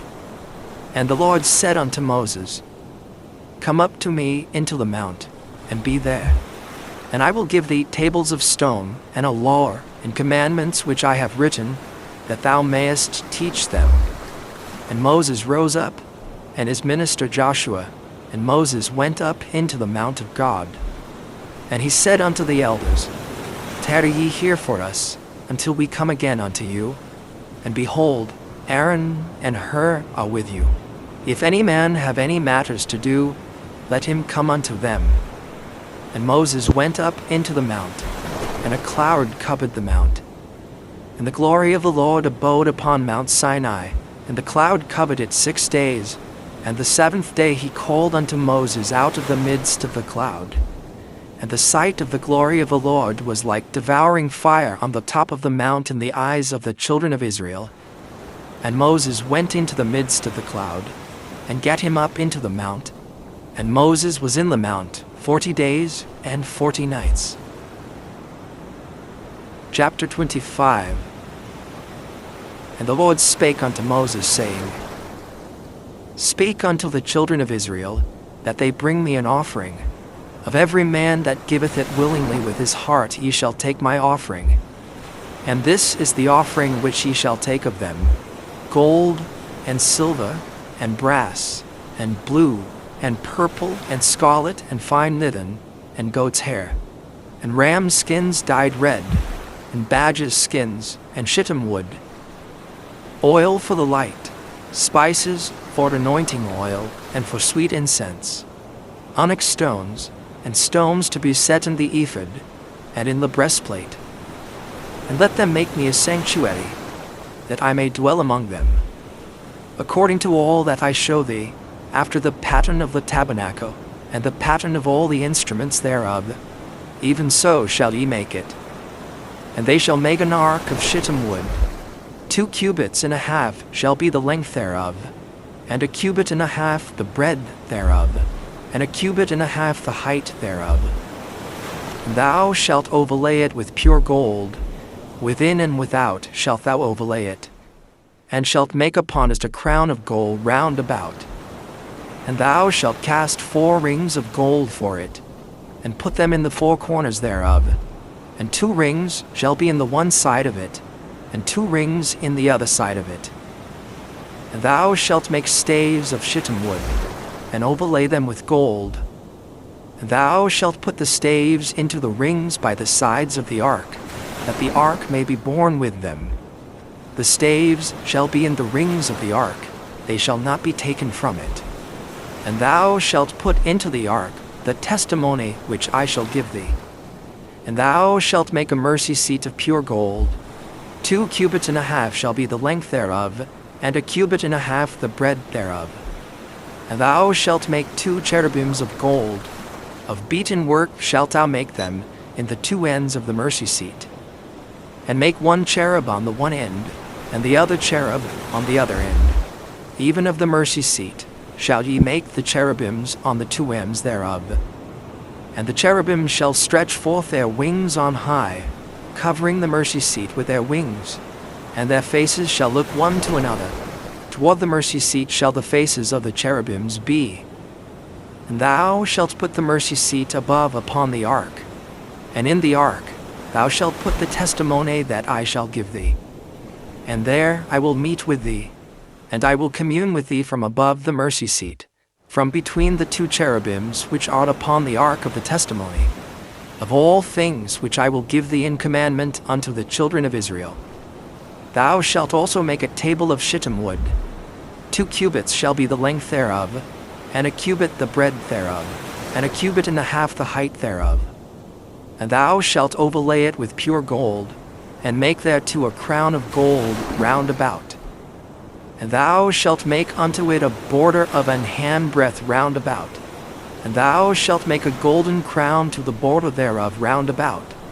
And thou shalt make for it 4 rings of gold, and put the rings in the 4 corners that are on the 4 feet thereof. Over against the border shall the rings be for places of the staves to bear the table. And thou shalt make the staves of shittim wood, and overlay them with gold, that the table may be borne with them. And thou shalt make the dishes thereof, and spoons thereof, and covers thereof, and bowls thereof, to cover withal. Of pure gold shalt thou make them. And thou shalt set upon the table showbread before me alway. And thou shalt make a candlestick of pure gold. Of beaten work shall the candlestick be made, his shaft, and his branches, his bowls, his knops, and his flowers shall be of the same. And 6 branches shall come out of the sides of it. 3 branches of the candlestick out of the one side, and 3 branches of the candlestick out of the other side. 3 bowls made like unto almonds, with a knop and a flower in one branch, and 3 bowls made like almonds in the other branch with a knop and a flower, so in the 6 branches that come out of the candlestick. And in the candlestick shall be 4 bowls, made like unto almonds, with their knops and their flowers. And there shall be a knop under 2 branches of the same, and a knop under 2 branches of the same, and a knop under 2 branches of the same, according to the 6 branches that proceed out of the candlestick. Their knops and their branches shall be of the same. All it shall be one beaten work of pure gold. And thou shalt make the 7 lamps thereof, and they shall light the lamps thereof, that they may give light over against it. And the tongues thereof, and the snuff dishes thereof, shall be of pure gold. Of a talent of pure gold shall he make it, with all these vessels. And look that thou make them after their pattern, which was showed thee in the mount. Chapter 26. Moreover, thou shalt make the tabernacle with 10 curtains of fine twined linen, and blue and purple and scarlet. With cherubims of cunning work shalt thou make them. The length of one curtain shall be 28 cubits, and the breadth of one curtain 4 cubits, and every one of the curtains shall have one measure. The 5 curtains shall be coupled together one to another, and other 5 curtains shall be coupled one to another. And thou shalt make loops of blue upon the edge of the one curtain from the selvage in the coupling. And likewise shalt thou make in the uttermost edge of another curtain, in the coupling of the second. 50 loops shalt thou make in the one curtain, and 50 loops shalt thou make in the edge of the curtain that is in the coupling of the second, that the loops may take hold one of another. And thou shalt make 50 taches of gold, and couple the curtains together with the taches, and each shall be one tabernacle. And thou shalt make curtains of goat's hair to be a covering upon the tabernacle. 11 curtains shalt thou make. The length of one curtain shall be 30 cubits, and the breadth of one curtain 4 cubits, and the 11 curtains shall be all of one measure. And thou shalt couple 5 curtains by themselves, and 6 curtains by themselves, and shalt double the 6th curtain in the forefront of the tabernacle. And thou shalt make 50 loops on the edge of the one curtain that is outmost in the coupling, and 50 loops in the edge of the curtain which coupleth the second. And thou shalt make 50 taches of brass, and put the taches into the loops, and couple the tent together, that it may be one. And the remnant that remaineth of the curtains of the tent, the half curtain that remaineth, shall hang over the backside of the tabernacle, and a cubit on the one side, and a cubit on the other side of that which remaineth in the length of the curtains of the tent. It shall hang over the sides of the tabernacle on this side and on that side, to cover it. And thou shalt make a covering for the tent of rams' skins, dyed red, and the covering above of badgers' skins. And thou shalt make boards for the tabernacle of shittim wood standing up. 10 cubits shall be the length of a board, and a cubit and a half shall be the breadth of one board. 2 tenons shall there be in one board, set in order one against another. Thus shalt thou make for all the boards of the tabernacle. And thou shalt make the boards for the tabernacle, 20 boards on the south side southward. And thou shalt make 40 sockets of silver under the 20 boards, 2 sockets under one board for his 2 tenons, and 2 sockets under another board for his 2 tenons. And for the second side of the tabernacle on the north side there shall be 20 boards, and there 40 sockets of silver, 2 sockets under one board, and 2 sockets under another board. And for the sides of the tabernacle westward thou shalt make 6 boards, and 2 boards shalt thou make for the corners of the tabernacle in the 2 sides, and they shall be coupled together beneath, and they shall be coupled together above the head of it unto one ring. Thus shall it be for them both. They shall be for the 2 corners. And they shall be 8 boards, and their sockets of silver, 16 sockets, 2 sockets under one board, and 2 sockets under another board. And thou shalt make bars of shittim wood, 5 for the boards of the one side of the tabernacle, and 5 bars for the boards of the other side of the tabernacle, and 5 bars for the boards of the side of the tabernacle, for the 2 sides westward. And the middle bar in the midst of the boards shall reach from end to end. Thou shalt overlay the boards with gold, and make their rings of gold for places for the bars. And thou shalt overlay the bars with gold. And thou shalt rear up the tabernacle according to the fashion thereof which was showed thee in the mount. Thou shalt make a veil of blue, and purple, and scarlet, and fine twined linen of cunning work. With cherubim shall it be made. And thou shalt hang it upon 4 pillars of shittim wood overlaid with gold. Their hooks shall be of gold, upon the 4 sockets of silver. And thou shalt hang up the veil under the taches, that thou mayest bring in thither within the veil the ark of the testimony. And the veil shall divide unto you between the holy place and the most holy.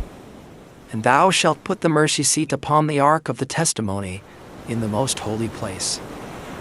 And thou shalt set the table without the veil, and the candlestick over against the table on the side of the tabernacle toward the south. And thou shalt put the table on the north side. And thou shalt make an hanging for the door of the tent, of blue, and purple, and scarlet, and fine twined linen, wrought with needlework. And thou shalt make for the hanging 5 pillars of shittim wood, and overlay them with gold, and their hooks shall be of gold, and thou shalt cast 5 sockets of brass for them. Chapter 27.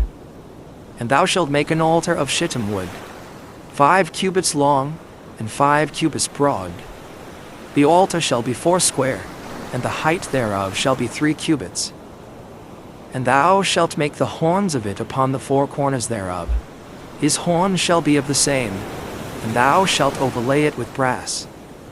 And thou shalt make his pans to receive his ashes, and his shovels, and his basins, and his flesh hooks, and his fire pans. All the vessels thereof thou shalt make of brass.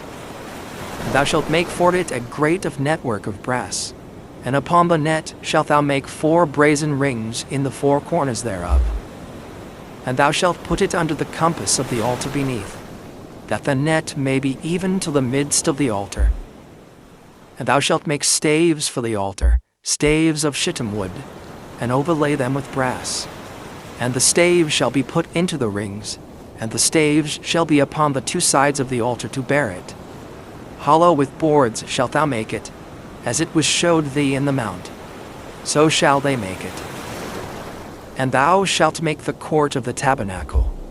For the south side southward there shall be hangings for the court of fine twined linen, of 100 cubits long for one side.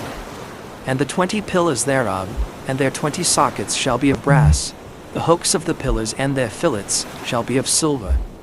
And likewise for the north side in length there shall be hangings of 100 cubits long, and his 20 pillars and their 20 sockets of brass. The hooks of the pillars and their fillets of silver. And for the breadth of the court on the west side shall be hangings of 50 cubits, their pillars 10, and their sockets 10. And the breadth of the court on the east side eastward shall be 50 cubits. The hangings of one side of the gate shall be 15 cubits, their pillars 3, and their sockets 3. And on the other side shall be hangings 15 cubits, their pillars 3, and their sockets 3. And for the gate of the court shall be an hanging of 20 cubits of blue, and purple, and scarlet, and fine twined linen, wrought with needlework, and their pillars shall be 4, and their sockets 4. All the pillars round about the court shall be filleted with silver. Their hooks shall be of silver, and their sockets of brass.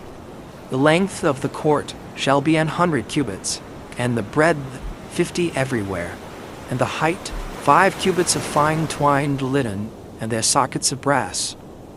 All the vessels of the tabernacle in all the service thereof, and all the pins thereof, and all the pins of the court shall be of brass. And thou shalt command the children of Israel, that they bring thee pure oil olive beaten for the light, to cause the lamp to burn always, in the tabernacle of the congregation without the veil, which is before the testimony. Aaron and his sons shall order it from evening to morning before the Lord. It shall be a statute forever unto their generations on the behalf of the children of Israel. Chapter 28. And take thou unto thee Aaron thy brother, and his sons with him, from among the children of Israel, that he may minister unto me in the priest's office, even Aaron, Nadab, and Abihu, Eleazar, and Ithamar, Aaron's sons. And thou shalt make holy garments for Aaron thy brother, for glory and for beauty. And thou shalt speak unto all that are wise-hearted, whom I have filled with the spirit of wisdom, that they may make Aaron's garments to consecrate him, that he may minister unto me in the priest's office. These are the garments which they shall make: a breastplate, and an ephod, and a robe, and a broidered coat, a mitre, and a girdle. And they shall make holy garments for Aaron thy brother and his sons, that he may minister unto me in the priest's office. And they shall take gold, and blue, and purple, and scarlet, and fine linen. And they shall make the ephod of gold, of blue, and of purple, of scarlet, and fine twined linen with cunning work. It shall have the 2 shoulder pieces thereof, joined at the 2 edges thereof, and so it shall be joined together. And the curious girdle of the ephod, which is upon it, shall be of the same, according to the work thereof, even of gold, of blue, and purple, and scarlet, and fine twined linen. And thou shalt take 2 onyx stones, and grave on them the names of the children of Israel, 6 of their names on one stone, and the other 6 names of the rest on the other stone, according to their birth. With the work of an engraver in stone, like the engravings of a signet, shalt thou engrave the 2 stones with the names of the children of Israel. Thou shalt make them to be set in ouches of gold. And thou shalt put the 2 stones upon the shoulders of the ephod for stones of memorial unto the children of Israel. And Aaron shall bear their names before the Lord upon his 2 shoulders for a memorial. And thou shalt make ouches of gold, and 2 chains of pure gold at the ends. Of wreathen work shalt thou make them, and fasten the wreathen chains to the ouches. Thou shalt make the breastplate of judgment with cunning work.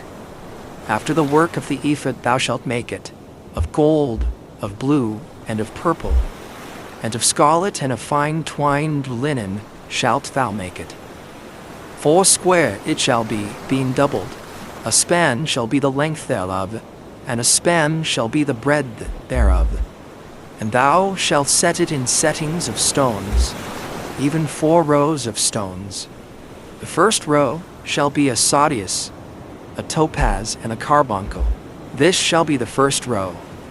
And the second row shall be an emerald, a sapphire, and a diamond. And the third row, a ligure, an agate, and an amethyst. And the fourth row, a beryl, and an onyx, and a jasper. They shall be set in gold in their enclosings. And the stones shall be with the names of the children of Israel, 12, according to their names, like the engravings of a signet. Every one with his name shall they be according to the 12 tribes. And thou shalt make upon the breastplate chains at the ends of wreathen work of pure gold. And thou shalt make upon the breastplate 2 rings of gold, and shalt put the 2 rings on the 2 ends of the breastplate. And thou shalt put the 2 wreathen chains of gold in the 2 rings which are on the ends of the breastplate. And the other 2 ends of the 2 wreathen chains thou shalt fasten in the 2 ouches, and put them on the shoulder pieces of the ephod before it. And thou shalt make 2 rings of gold. Thou shalt put them upon the 2 ends of the breastplate in the border thereof, which is in the side of the ephod inward. And 2 other rings of gold thou shalt make, and shalt put them on the 2 sides of the ephod underneath, toward the forepart thereof, over against the other coupling thereof, above the curious girdle of the ephod.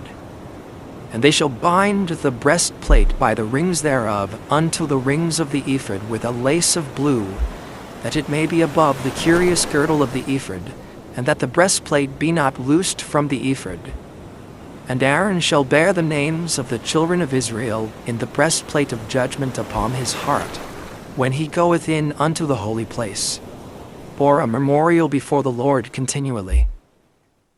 And thou shalt put in the breastplate of judgment the Urim and the Thummim, and they shall be upon Aaron's heart, when he goeth in before the Lord. And Aaron shall bear the judgment of the children of Israel upon his heart, before the Lord continually. Thou shalt make the robe of the ephod all of blue, and there shall be an hole in the top of it, in the midst thereof. It shall have a binding of woven work round about the whole of it, as it were the hole of an habergeon, that it be not rent. And beneath upon the hem of it thou shalt make pomegranates of blue, and of purple, and of scarlet, round about the hem thereof, and bells of gold between them round about. A golden bell and a pomegranate, a golden bell and a pomegranate upon the hem of the robe round about. And it shall be upon Aaron to minister, and his sound shall be heard when he goeth in unto the holy place before the Lord, and when he cometh out, that he die not. And thou shalt make a plate of pure gold, engrave upon it, like the engravings of a signet, holiness to the Lord. And thou shalt put it on a blue lace, that it may be upon the mitre. Upon the forefront of the mitre it shall be. And it shall be upon Aaron's forehead, that Aaron may bear the iniquity of the holy things, which the children of Israel shall hallow in all their holy gifts. And it shall be always upon his forehead, that they may be accepted before the Lord. And thou shalt embroider the coat of fine linen, and thou shalt make the mitre of fine linen, and thou shalt make the girdle of needlework. And for Aaron's sons thou shalt make coats, and thou shalt make for them girdles, and bonnets shalt thou make for them, for glory and for beauty.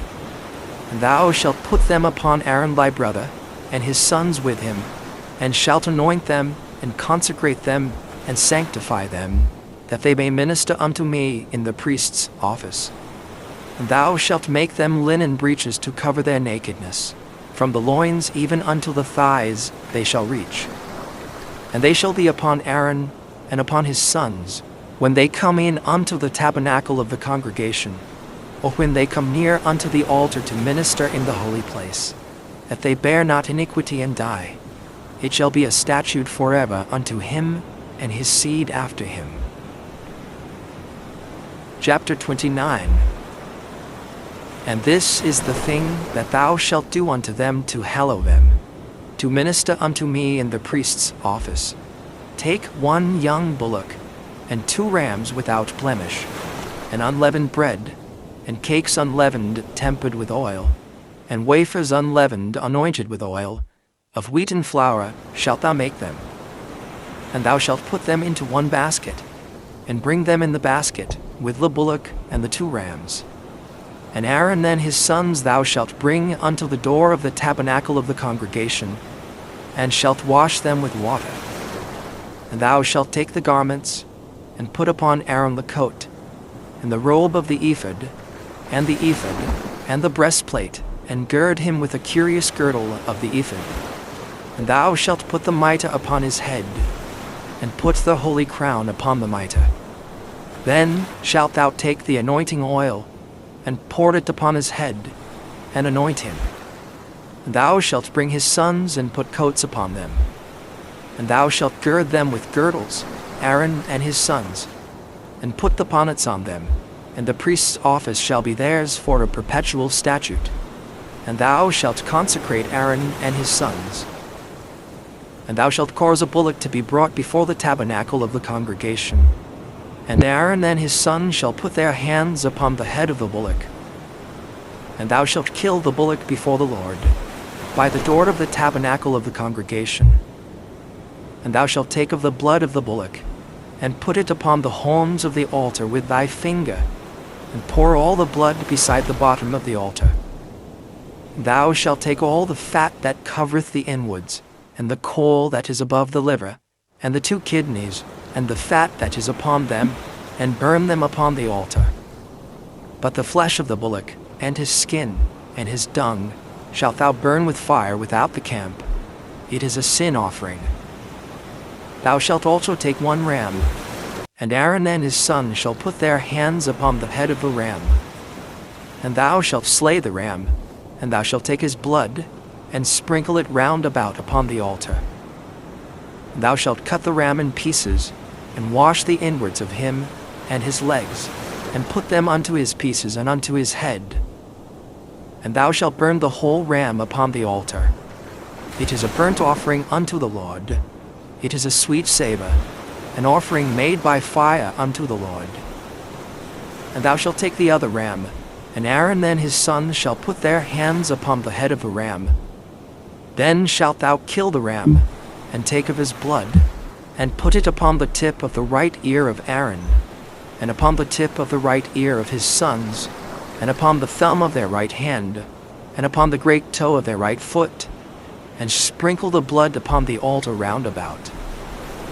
And thou shalt take of the blood that is upon the altar, and of the anointing oil, and sprinkle it upon Aaron, and upon his garments, and upon his sons, and upon the garments of his sons with him. And he shall be hallowed, and his garments, and his sons' garments with him. Also thou shalt take of the ram the fat and the rump, and the fat that covereth the inwards, and the caul above the liver, and the 2 kidneys, and the fat that is upon them, and the right shoulder. For it is a ram of consecration, and 1 loaf of bread, and 1 cake of oiled bread, and 1 wafer out of the basket of the unleavened bread that is before the Lord. And thou shalt put all in the hands of Aaron, and in the hands of his sons, and shalt wave them for a wave offering before the Lord. And thou shalt receive them of their hands, and burn them upon the altar for a burnt offering, for a sweet savour before the Lord. It is an offering made by fire unto the Lord. Thou shalt take the breast of the ram of Aaron's consecration, and wave it for a wave offering before the Lord, and it shall be thy part.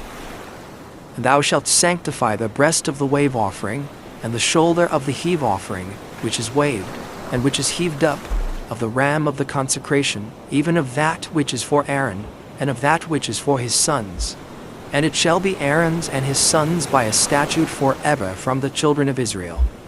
For it is an heave offering, and it shall be an heave offering from the children of Israel of the sacrifice of their peace offerings, even their heave offering unto the Lord.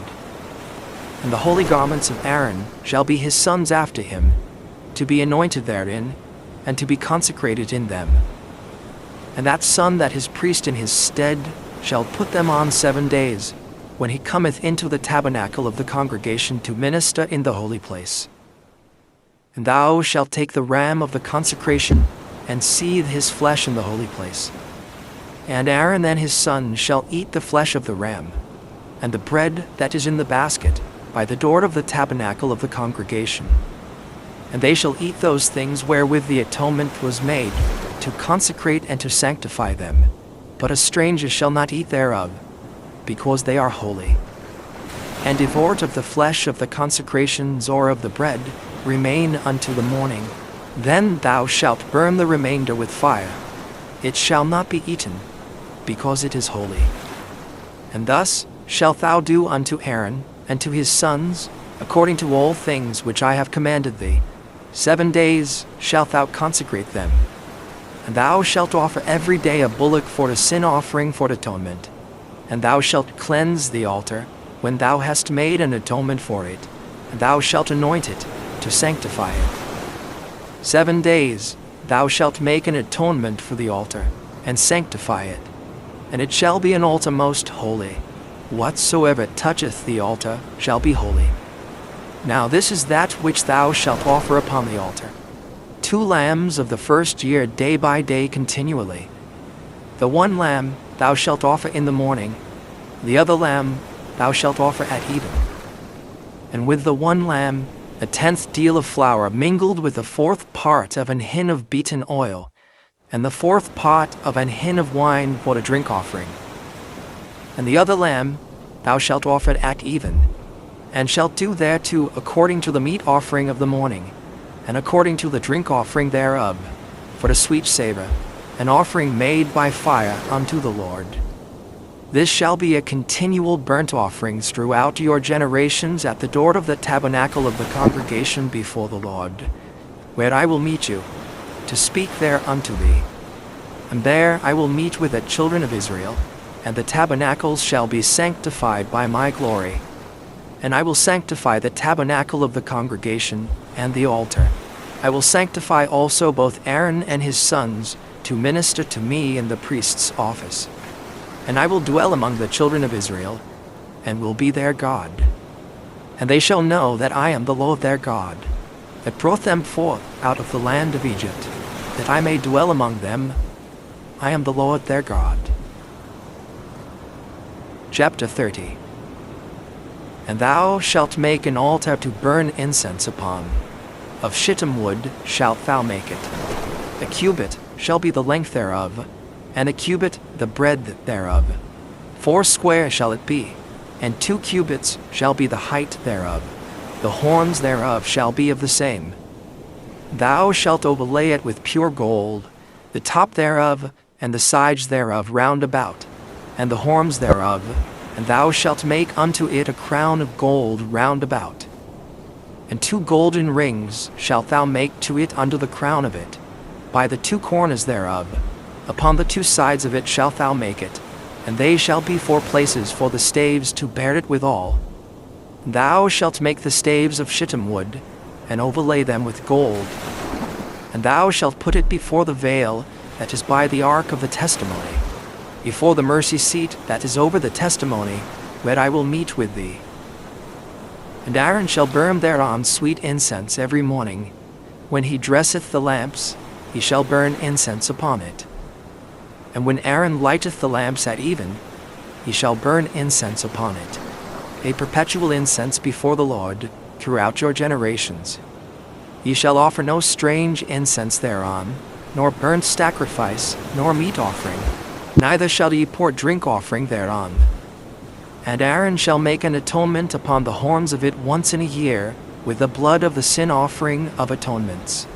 Once in the year shall he make atonement upon it throughout your generations. It is most holy unto the Lord. And the Lord spake unto Moses, saying, When thou takest the sum of the children of Israel after their number, then shall they give every man a ransom for his soul unto the Lord, when thou numberest them, that there be no plague among them when thou numberest them. This they shall give, every one that passeth among them that are numbered, half a shekel after the shekel of the sanctuary. A shekel is 20 gerahs, and half shekel shall be the offering of the Lord. Every one that passeth among them that are numbered, from 20 years old and above, shall give an offering unto the Lord. The rich shall not give more, and the poor shall not give less than half a shekel, when they give an offering unto the Lord, to make an atonement for your souls. And thou shalt take the atonement money of the children of Israel, and shalt appoint it for the service of the tabernacle of the congregation, that it may be a memorial unto the children of Israel before the Lord, to make an atonement for your souls. And the Lord spake unto Moses, saying, Thou shalt also make a laver of brass, and his foot also of brass, to wash withal. Thou shalt put it between the tabernacle of the congregation and the altar. Thou shalt put water therein. For Aaron and his sons shall wash their hands and their feet thereat. When they go into the tabernacle of the congregation, they shall wash with water, that they die not. Or when they come near to the altar to minister, to burn offering made by fire unto the Lord, so they shall wash their hands and their feet, that they die not. And it shall be a statute forever to them, even to him and to his seed throughout their generations. Moreover, the Lord spake unto Moses, saying, Take thou also unto thee principal spices, of pure myrrh 500 shekels, and of sweet cinnamon half so much, even 250 shekels, and of sweet calamus 250 shekels, and of cassia 500 shekels, after the shekel of the sanctuary, and of oil olive and hin. And thou shalt make it an oil of holy ointment, an ointment compound after the art of the apothecary. It shall be an holy anointing oil.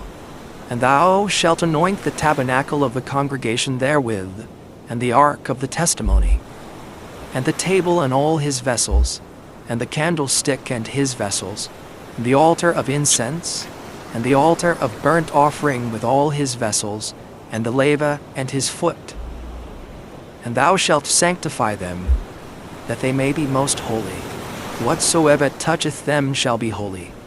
And thou shalt anoint Aaron and his sons, and consecrate them, that they may minister unto me in the priest's office.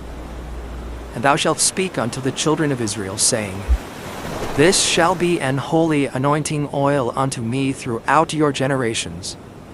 Upon man's flesh shall it not be poured, neither shall ye make any other like it, after the composition of it. It is holy, and it shall be holy unto you. Whosoever compoundeth any like it, or whosoever putteth any of it upon a stranger, shall even be cut off from his people. And the Lord said unto Moses, Take unto thee sweet spices, stacte, and onycha, and galbanum, these sweet spices with pure frankincense, of each shall there be a like weight. And thou shalt make it a perfume, a confection after the art of the apothecary, tempered together, pure and holy. And thou shalt beat some of it very small, and put of it before the testimony in the tabernacle of the congregation, where I will meet with thee. It shall be unto you most holy. And as for the perfume which thou shalt make, ye shall not make to yourselves according to the composition thereof. It shall be unto thee holy for the Lord. Whosoever shall make like unto that, to smell thereto, shall even be cut off from his people. Chapter 31. And the Lord spake unto Moses, saying, See, I have called by name Bezaleel, the son of Uri, the son of Hur, of the tribe of Judah. And I have filled him with the Spirit of God, in wisdom, and in understanding, and in knowledge, and in all manner of workmanship, to devise cunning works, to work in gold, and in silver, and in brass, and in cutting of stones, to set them, and in carving of timber, to work in all manner of workmanship.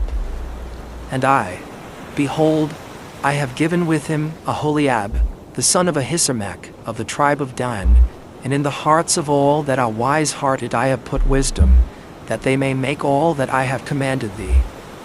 The tabernacle of the congregation, and the ark of the testimony, and the mercy seat that is thereupon, and all the furniture of the tabernacle, and the table and his furniture, and the pure candlestick with all his furniture, the altar of incense, and the altar of burnt offering with all his furniture, and the laver and his foot, and the cloths of service, and the holy garments for Aaron the priest, and the garments of his sons to minister in the priest's office, and the anointing oil and sweet incense for the holy place. According to all that I have commanded thee shall they do.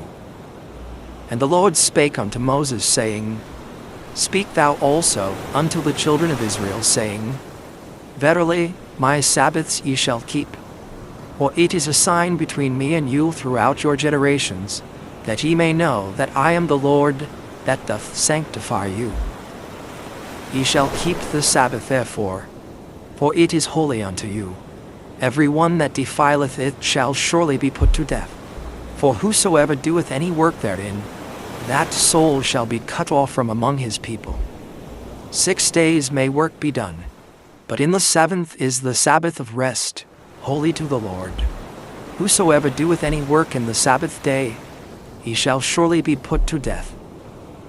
Wherefore the children of Israel shall keep the Sabbath, to observe the Sabbath throughout their generations, for a perpetual covenant. It is a sign between me and the children of Israel forever. For in 6 days the Lord made heaven and earth, and on the seventh day he rested, and was refreshed. And he gave unto Moses, when he had made an end of communing with him upon Mount Sinai, 2 tables of testimony, tables of stone, written with the finger of God. Chapter 32. And when the people saw that Moses delayed to come down out of the mount, the people gathered themselves together unto Aaron, and said unto him, Up, make us gods, which shall go before us. For as for this Moses, the man that brought us up out of the land of Egypt, we wot not what has become of him. And Aaron said unto them, Break off the golden earrings, which are in the ears of your wives, of your sons, and of your daughters, and bring them unto me. And all the people brake off the golden earrings which were in their ears, and brought them unto Aaron. And he received them at their hand, and fashioned it with a graving tool, after he had made it a molten calf. And they said, These be thy gods, O Israel, which brought thee up out of the land of Egypt. And when Aaron saw it, he built an altar before it. And Aaron made proclamation and said, Tomorrow is a feast to the Lord. And they rose up early on the morrow, and offered burnt offerings, and brought peace offerings. And the people sat down to eat and to drink, and rose up to play. And the Lord said unto Moses, Go, get thee down, for thy people, which thou broughtest out of the land of Egypt, have corrupted themselves. They have turned aside quickly out of the way which I commanded them. They have made them a molten calf, and have worshipped it, and have sacrificed thereunto, and said, These be thy gods, O Israel, which have brought thee up out of the land of Egypt. And the Lord said unto Moses, I have seen this people, and behold, it is a stiff-necked people. Now therefore let me alone, that my wrath may wax hot against them, and that I may consume them, and I will make of thee a great nation. And Moses besought the Lord his God, and said, Lord, why doth thy wrath wax hot against thy people, which thou hast brought forth out of the land of Egypt with great power and with a mighty hand? Wherefore should the Egyptians speak and say, For mischief did he bring them out, to slay them in the mountains, and to consume them from the face of the earth? Turn from thy fierce wrath, and repent of this evil against thy people. Remember Abraham, Isaac, and Israel thy servants, to whom thou swarest by thine own self, and saidst unto them, I will multiply your seed as the stars of heaven, and all this land that I have spoken of will I give unto your seed, and they shall inherit it forever.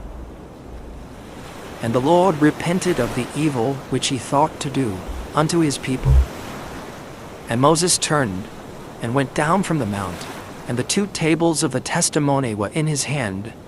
The tables were written on both their sides, on the one side, and on the other were they written. And the tables were the work of God, and the writing was the writing of God, graven upon the tables. And when Joshua heard the noise of the people as they shouted, he said unto Moses, There is a noise of war in the camp. And he said, It is not the voice of them that shout for mastery, neither is it the voice of them that cry for being overcome, but the noise of them that sing do I hear. And it came to pass, as soon as he came nigh unto the camp, that he saw the calf and the dancing, Moses' anger waxed hot, and he cast the tables out of his hands, and brake them beneath the mount. And he took the calf which they had made, and burnt it in the fire, and ground it to powder, and strawed it upon the water, and made the children of Israel drink of it. And Moses said unto Aaron, What did this people unto thee, that thou hast brought so great a sin upon them? And Aaron said, Let not the anger of my Lord wax hot. Thou knowest the people, that they are set on mischief. For they said unto me, Make us gods, which shall go before us. For as for this Moses, the man that brought us up out of the land of Egypt, we wot not what is become of him. And I said unto them, Whosoever hath any gold, let him break it off. So they gave it me. Then I cast it into the fire, and there came out this calf. And when Moses saw that the people were naked, for Aaron had made them naked unto their shame among their enemies, then Moses stood in the gate of the camp and said, Who is on the Lord's side? Let him come unto me. And all the sons of Levi gathered themselves together unto him.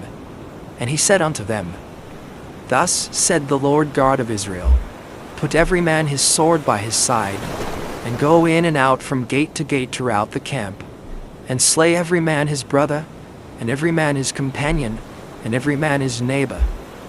And the children of Levi did according to the word of Moses, and there fell of the people that day about 3,000 men. For Moses had said, Consecrate yourselves today to the Lord, even every man upon his son, and upon his brother, that he may bestow upon you our blessing this day. And it came to pass on the morrow, that Moses said unto the people, Ye have sinned a great sin, and now I will go up unto the Lord.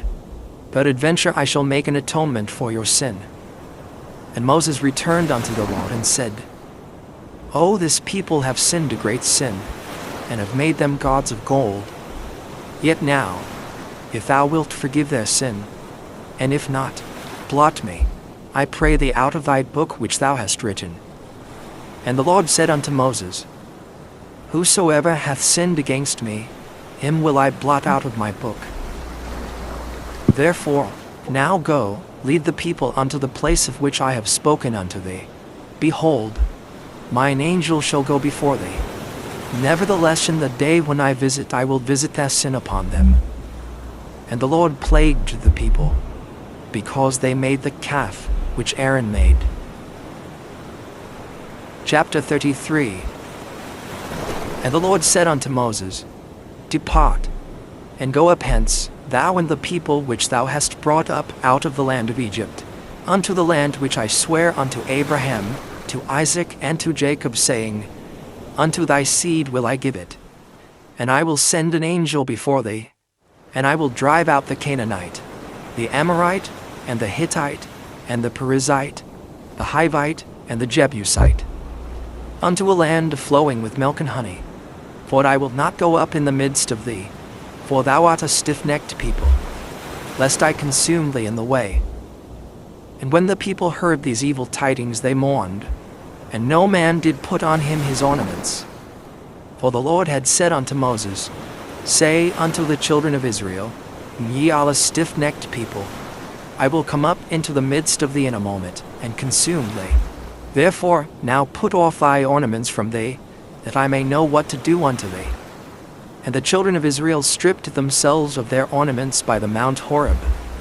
And Moses took the tabernacle, and pitched it without the camp, afar off from the camp, and called it the tabernacle of the congregation.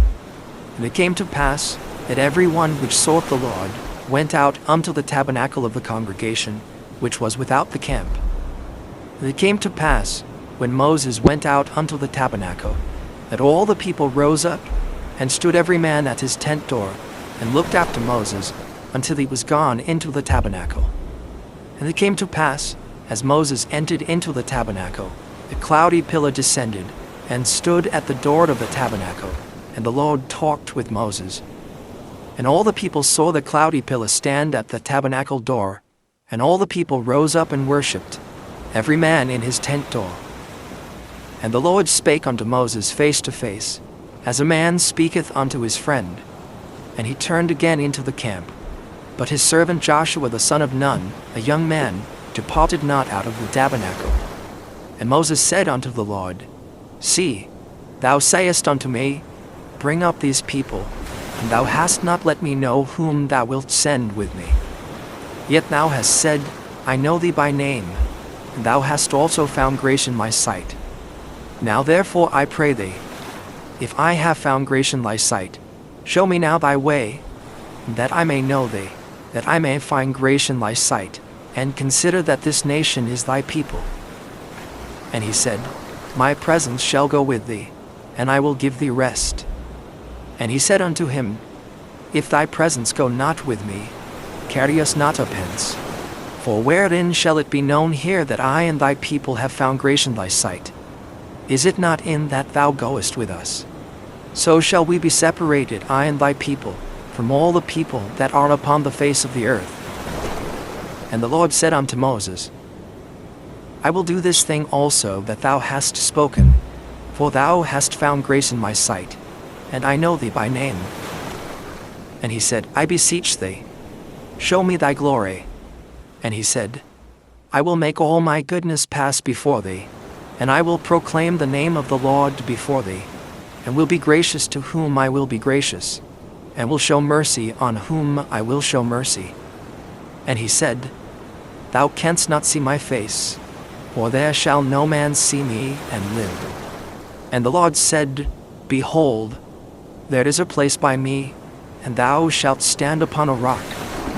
And it shall come to pass, while my glory passeth by, that I will put thee in a cleft of the rock, and will cover thee with my hand while I pass by. And I will take away mine hand, and thou shalt see my backparts, but my face shall not be seen. Chapter 34. And the Lord said unto Moses, Hew thee 2 tables of stone like unto the first, and I will write upon these tables the words that were in the first tables, which thou breakest. And be ready in the morning, and come up in the morning unto Mount Sinai, and present thyself there to me in the top of the mount. And no man shall come up with thee, neither let any man be seen throughout all the mount, neither let the flocks nor herds feed before that mount. And he hewed 2 tables of stone like unto the first. And Moses rose up early in the morning, and went up unto Mount Sinai, as the Lord had commanded him, and took in his hand the 2 tables of stone. And the Lord descended in the cloud, and stood with him there, and proclaimed the name of the Lord.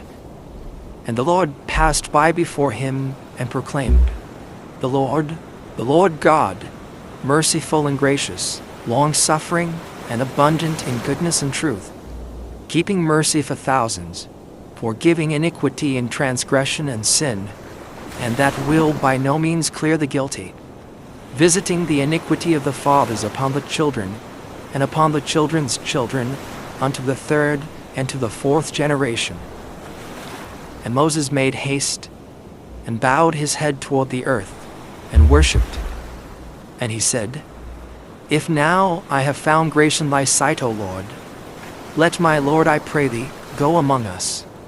For it is a stiff-necked people, and pardon our iniquity and our sin, and take us for thine inheritance. And he said, Behold, I make a covenant.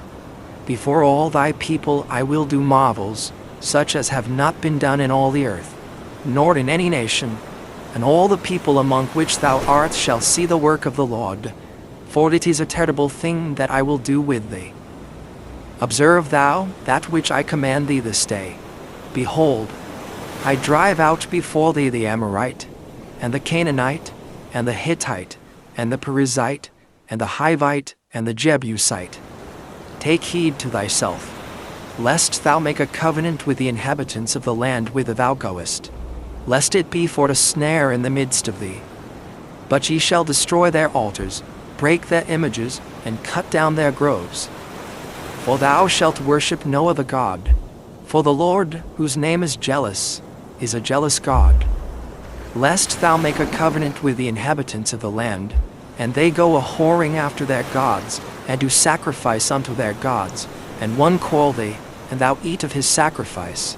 And thou take of their daughters unto thy sons, and their daughters go a-whoring after their gods, and make thy sons go a-whoring after their gods.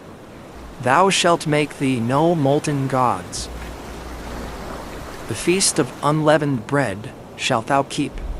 7 days thou shalt eat unleavened bread, as I commanded thee, in the time of the month Abib. For in the month Abib thou camest out from Egypt. All that openeth the matrix is mine, and every firstling among thy cattle, whether ox or sheep, that is male. But the firstling of an ass thou shalt redeem with a lamb, and if thou redeem him not, then shalt thou break his neck. All the firstborn of thy sons thou shalt redeem, and none shall appear before me empty. 6 days thou shalt work, but on the 7th day thou shalt rest. In earing time and in harvest thou shalt rest. And thou shalt observe the feast of weeks, of the first fruits of wheat harvest, and the feast of ingathering at the year's end. Thrice in the year shall all your men children appear before the Lord God, the God of Israel. For I will cast out the nations before thee, and enlarge thy borders, neither shall any man desire thy land. When thou shalt go up to appear before the Lord thy God thrice in the year, thou shalt not offer the blood of my sacrifice with leaven, neither shall the sacrifice of the feast of the Passover be left unto the morning. The first of the first fruits of thy land thou shalt bring unto the house of the Lord thy God. Thou shalt not see the kid in his mother's milk. And the Lord said unto Moses, Write thou these words, for after the tenor of these words I have made a covenant with thee and with Israel. And he was there with the Lord 40 days and 40 nights. He did neither eat bread nor drink water, and he wrote upon the tables the words of the covenant, the 10 commandments. And it came to pass, when Moses came down from Mount Sinai with the 2 tables of testimony in Moses' hand, when he came down from the mount, that Moses wist not that the skin of his face shone while he talked with him. And when Aaron and all the children of Israel saw Moses, behold, the skin of his face shone, and they were afraid to come nigh him. And Moses called unto them, and Aaron and all the rulers of the congregation returned unto him, and Moses talked with them. And afterward all the children of Israel came nigh, and he gave them in commandment all that the Lord had spoken with him in Mount Sinai. Until Moses had done speaking with them, he put a veil on his face. But when Moses went in before the Lord to speak with him, he took the veil off until he came out. And he came out and spake unto the children of Israel that which he was commanded. And the children of Israel saw the face of Moses, that the skin of Moses' face shone. And Moses put the veil upon his face again, until he went in to speak with him. Chapter 35. And Moses gathered all the congregation of the children of Israel together, and said unto them, These are the words which the Lord hath commanded, that ye should do them. 6 days shall work be done, but on the 7th day there shall be to you an holy day, a Sabbath of rest to the Lord. Whosoever doeth work therein shall be put to death. Ye shall kindle no fire throughout your habitations upon the Sabbath day. And Moses spake unto all the congregation of the children of Israel, saying, This is the thing which the Lord commanded, saying, Take ye from among you an offering unto the Lord.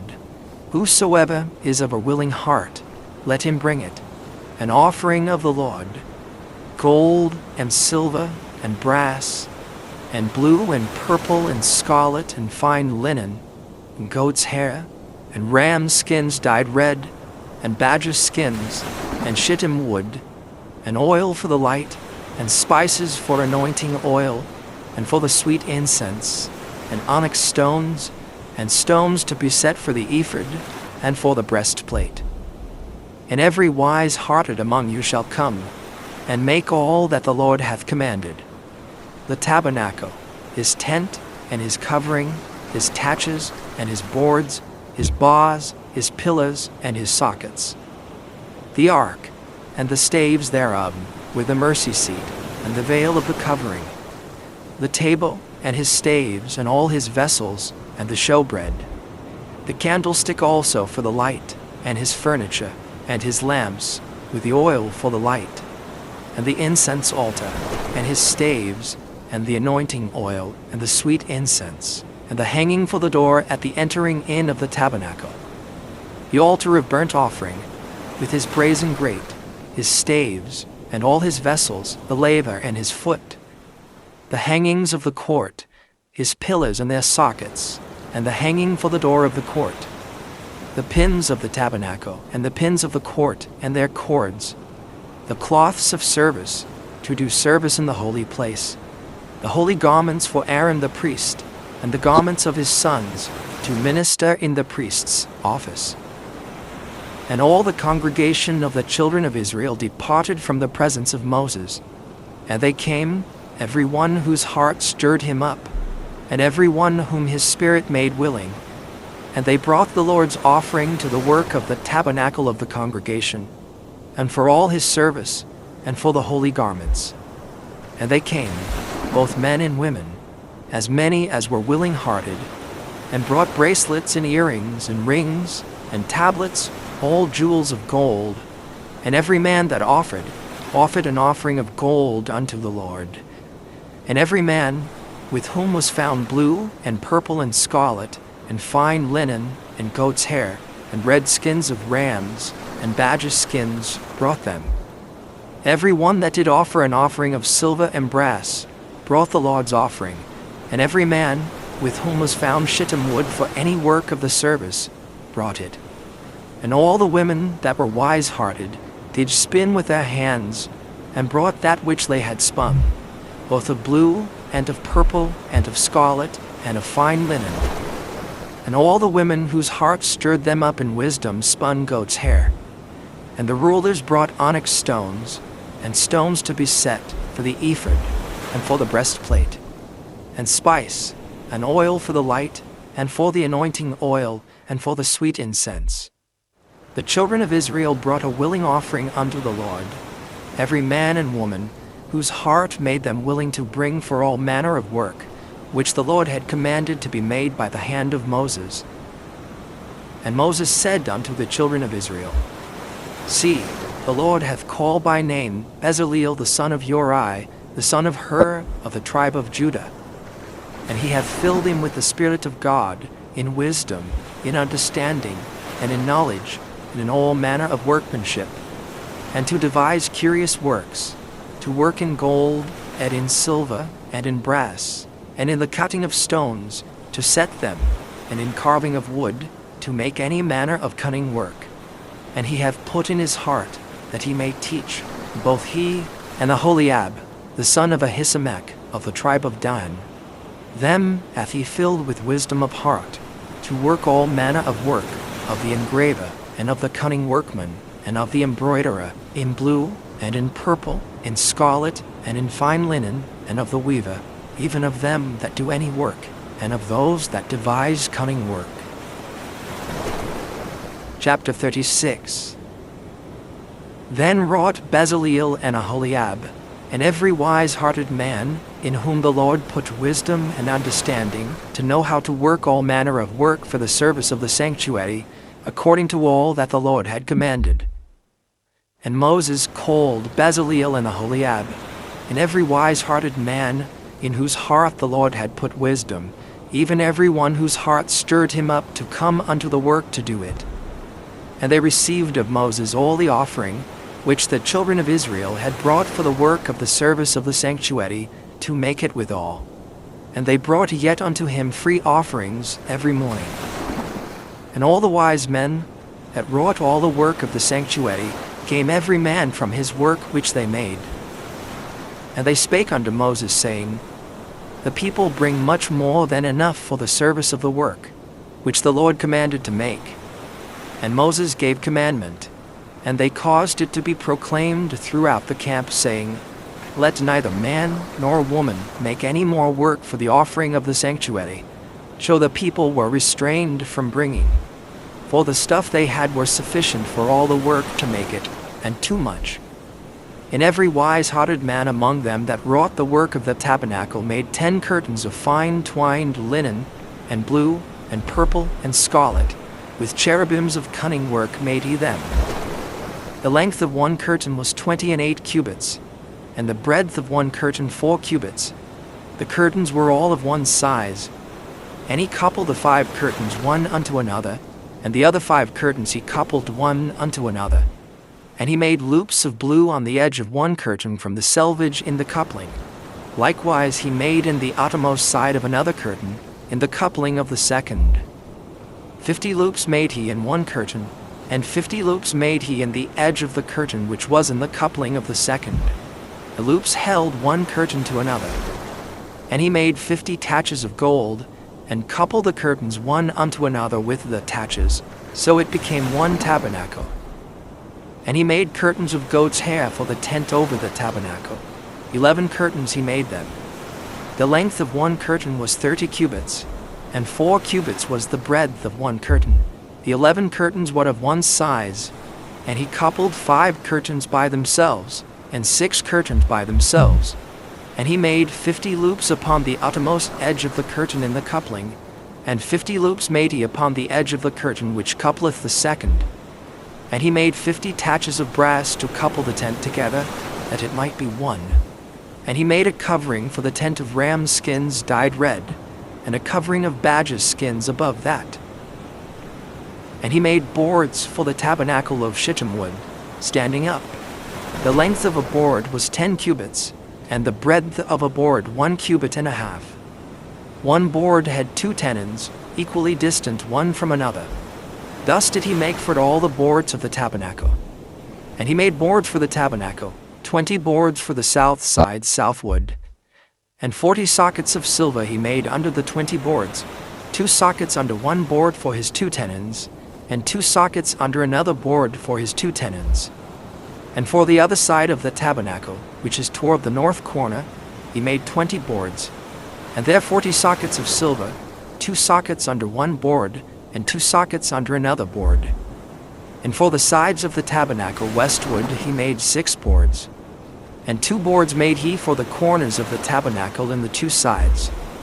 And they were coupled beneath, and coupled together at the head thereof, to one ring. Thus he did to both of them in both the corners. And there were 8 boards, and their sockets were 16 sockets of silver, under every board 2 sockets. And he made bars of shittim wood, 5 for the boards of the one side of the tabernacle, and 5 bars for the boards of the other side of the tabernacle, and 5 bars for the boards of the tabernacle for the sides westward. And he made the middle bar to shoot through the boards from the one end to the other. And he overlaid the boards with gold, and made their rings of gold to be places for the bars, and overlaid the bars with gold. And he made a veil of blue, and purple, and scarlet, and fine twined linen, with cherubims made he it of cunning work. And he made thereunto 4 pillars of shittim wood, and overlaid them with gold, their hooks were of gold, and he cast for them 4 sockets of silver. And he made an hanging for the tabernacle door of blue, and purple, and scarlet, and fine twined linen of needlework. And the 5 pillars of it with their hooks, and he overlaid their chapiters and their fillets with gold, but their 5 sockets were of brass. Chapter 37. And Bezaleel made the ark of shittim wood. 2 cubits and a half was the length of it, and 1 cubit and a half the breadth of it, and 1 cubit and a half the height of it. And he overlaid it with pure gold within and without, and made a crown of gold to it round about. And he cast for it 4 rings of gold, to be set by the 4 corners of it, even 2 rings upon the one side of it, and 2 rings upon the other side of it. And he made staves of shittim wood, and overlaid them with gold. And he put the staves into the rings by the sides of the ark, to bear the ark. And he made the mercy seat of pure gold. 2 cubits and a half was the length thereof, and 1 cubit and a half the breadth thereof. And he made 2 cherubims of gold. Beaten out of 1 piece made he them, on the 2 ends of the mercy seat. 1 cherub on the end on this side, and another cherub on the other end on that side. Out of the mercy seat made he the cherubims on the 2 ends thereof. And the cherubims spread out their wings on high, and covered with their wings over the mercy seat, with their faces one to another, even to the mercy seatward were the faces of the cherubims. And he made the table of shittim wood. 2 cubits was the length thereof, and a cubit the breadth thereof, and a cubit and a half the height thereof. And he overlaid it with pure gold, and made thereunto a crown of gold round about. Also he made thereunto a border of an handbreadth round about, and made a crown of gold for the border thereof round about. And he cast for it 4 rings of gold, and put the rings upon the 4 corners that were in the 4 feet thereof. Over against the border were the rings, the places for the staves to bear the table. And he made the staves of shittim wood, and overlaid them with gold, to bear the table. And he made the vessels which were upon the table, his dishes, and his spoons, and his bowls, and his covers to cover withal, of pure gold. And he made the candlestick of pure gold. Of beaten work made he the candlestick, his shaft, and his branch, his bowls, his knops, and his flowers, what of the same. And 6 branches going out of the sides thereof, 3 branches of the candlestick out of the one side thereof, and 3 branches of the candlestick out of the other side thereof. 3 bowls made after the fashion of almonds in one branch, a knop, and a flower, and 3 bowls made like almonds in another branch, a knop, and a flower. So throughout the 6 branches going out of the candlestick. And in the candlestick were 4 bowls made like almonds, his knops and his flowers, and a knop under 2 branches of the same, and a knop under 2 branches of the same, and a knop under 2 branches of the same, according to the 6 branches going out of it. Their knops and their branches were of the same, all of it was one beaten work of pure gold. And he made his 7 lamps, and his snuffers, and his snuff dishes, of pure gold. Of a talent of pure gold made he it, and all the vessels thereof. And he made the incense altar of shittim wood. The length of it was a cubit, and the breadth of it a cubit. It was 4 square, and 2 cubits was the height of it. The horns thereof were of the same. And he overlaid it with pure gold, both the top of it, and the sides thereof round about, and the horns of it. Also he made unto it a crown of gold round about. And he made 2 rings of gold for it under the crown thereof, by the 2 corners of it, upon the 2 sides thereof, to be places for the staves to bear it withal.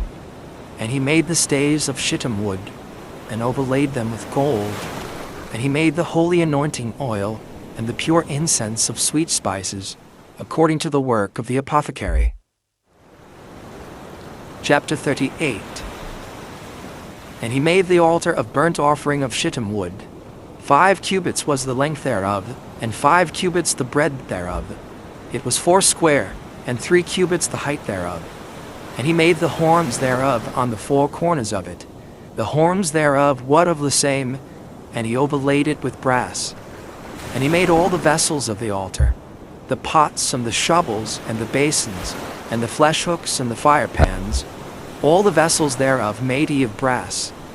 And he made for the altar a brazen grate of network under the compass thereof beneath unto the midst of it.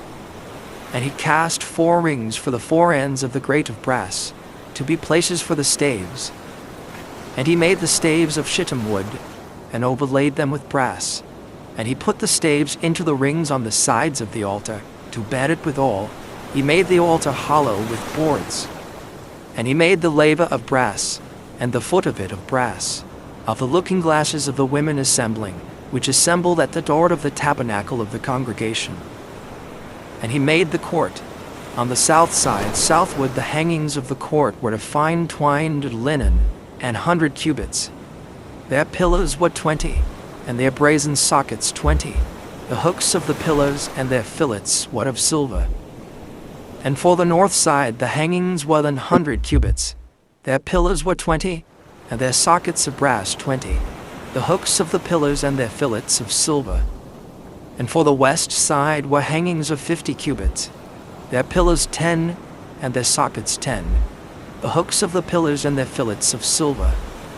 And for the east side eastward 50 cubits. The hangings of the one side of the gate were 15 cubits. Their pillars 3, and their sockets 3. And for the other side of the court gate, on this hand and that hand, were hangings of 15 cubits. Their pillars 3, and their sockets 3. All the hangings of the court round about were of fine twined linen, and the sockets or the pillars were of brass, the hooks of the pillars and their fillets of silver, and the overlaying of their chapiters of silver, and all the pillars of the court were filleted with silver. And the hanging for the gate of the court was needlework of blue and purple and scarlet and fine twined linen, and 20 cubits was the length, and the height in the breadth was 5 cubits, answerable to the hangings of the court.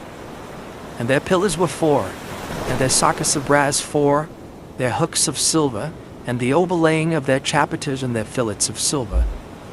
And all the pins of the tabernacle, and of the court round about, were of brass.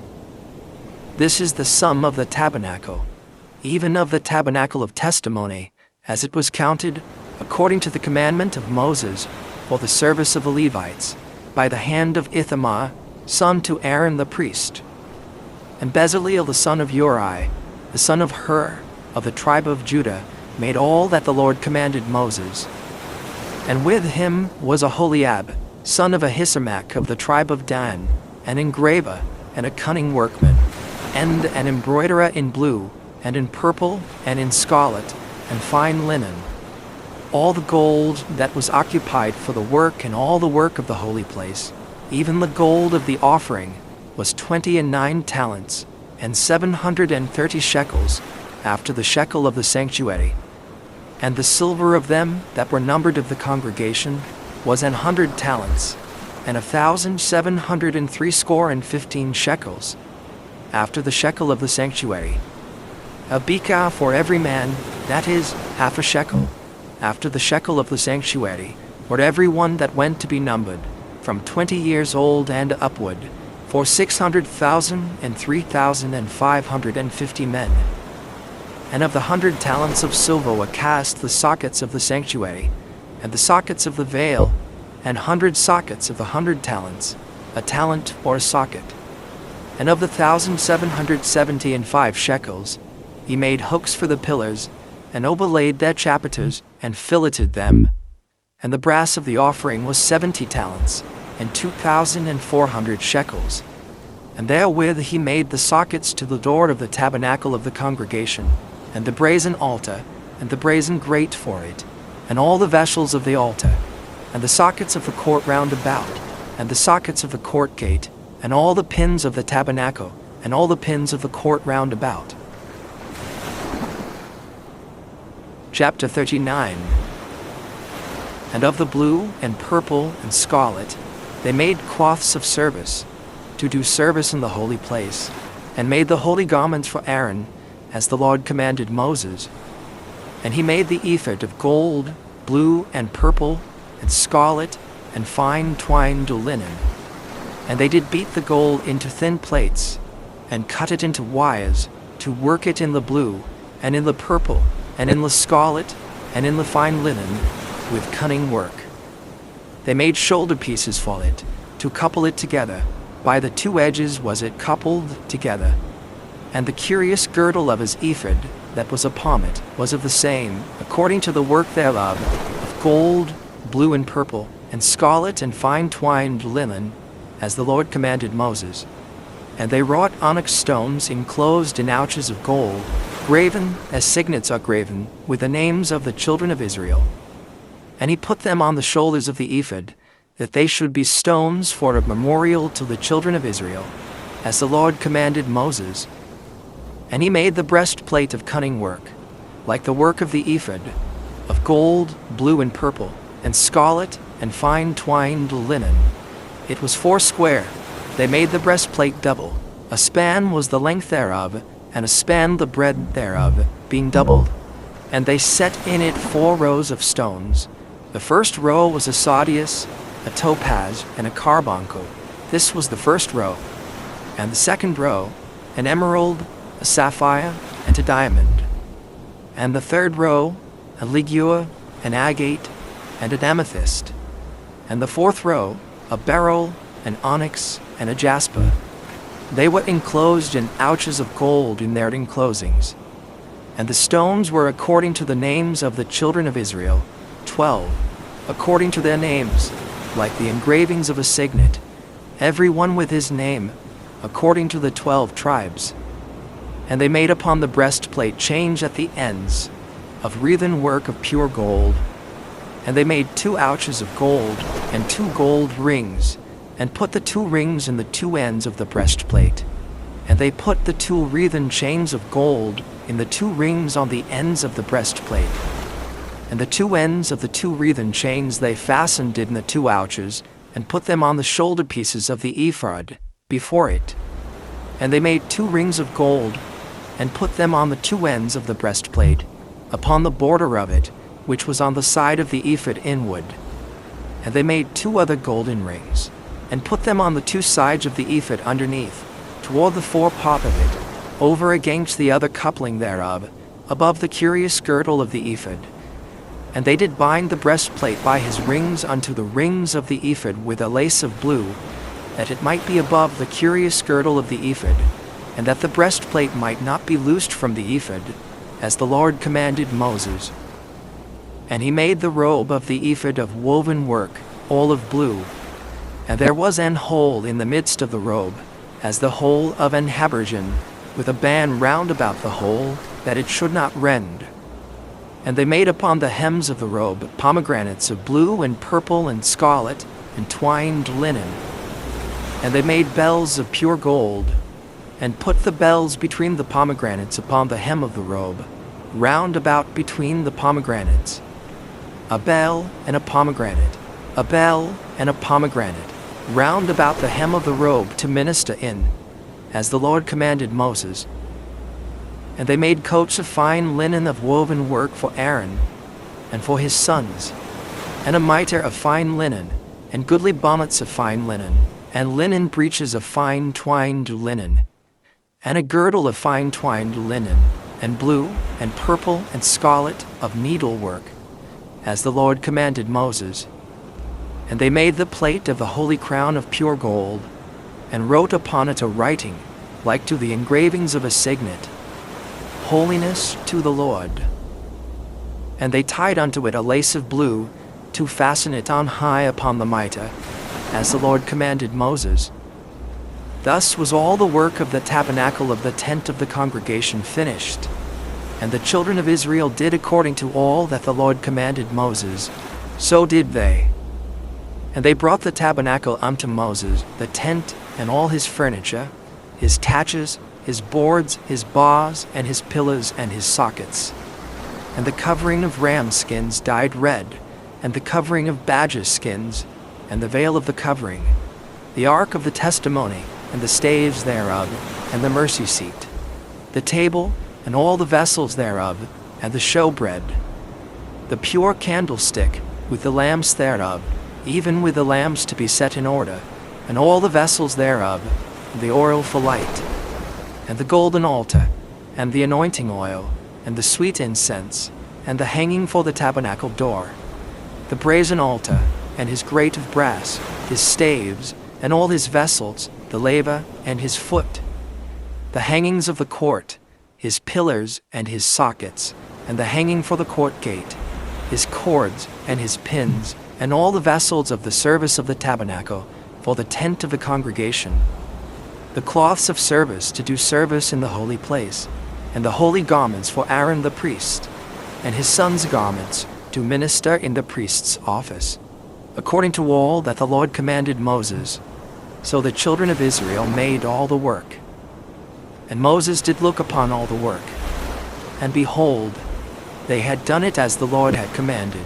Even so had they done it, and Moses blessed them. Chapter 40.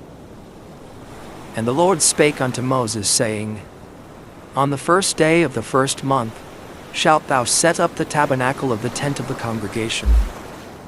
And thou shalt put therein the ark of the testimony, and cover the ark with the veil. And thou shalt bring in the table, and set in order the things that ought to be set in order upon it. And thou shalt bring in the candlestick, and light the lamps thereof. And thou shalt set the altar of gold for the incense before the ark of the testimony, and put the hanging of the door to the tabernacle. And thou shalt set the altar of the burnt offering before the door of the tabernacle of the tent of the congregation. And thou shalt set the laver between the tent of the congregation and the altar, and shalt put water therein. And thou shalt set up the court round about, and hang up the hanging at the court gate. And thou shalt take the anointing oil, and anoint the tabernacle, and all that is therein, and shalt hallow it, and all the vessels thereof, and it shall be holy. And thou shalt anoint the altar of the burnt offering, and all his vessels, and sanctify the altar, and it shall be an altar most holy.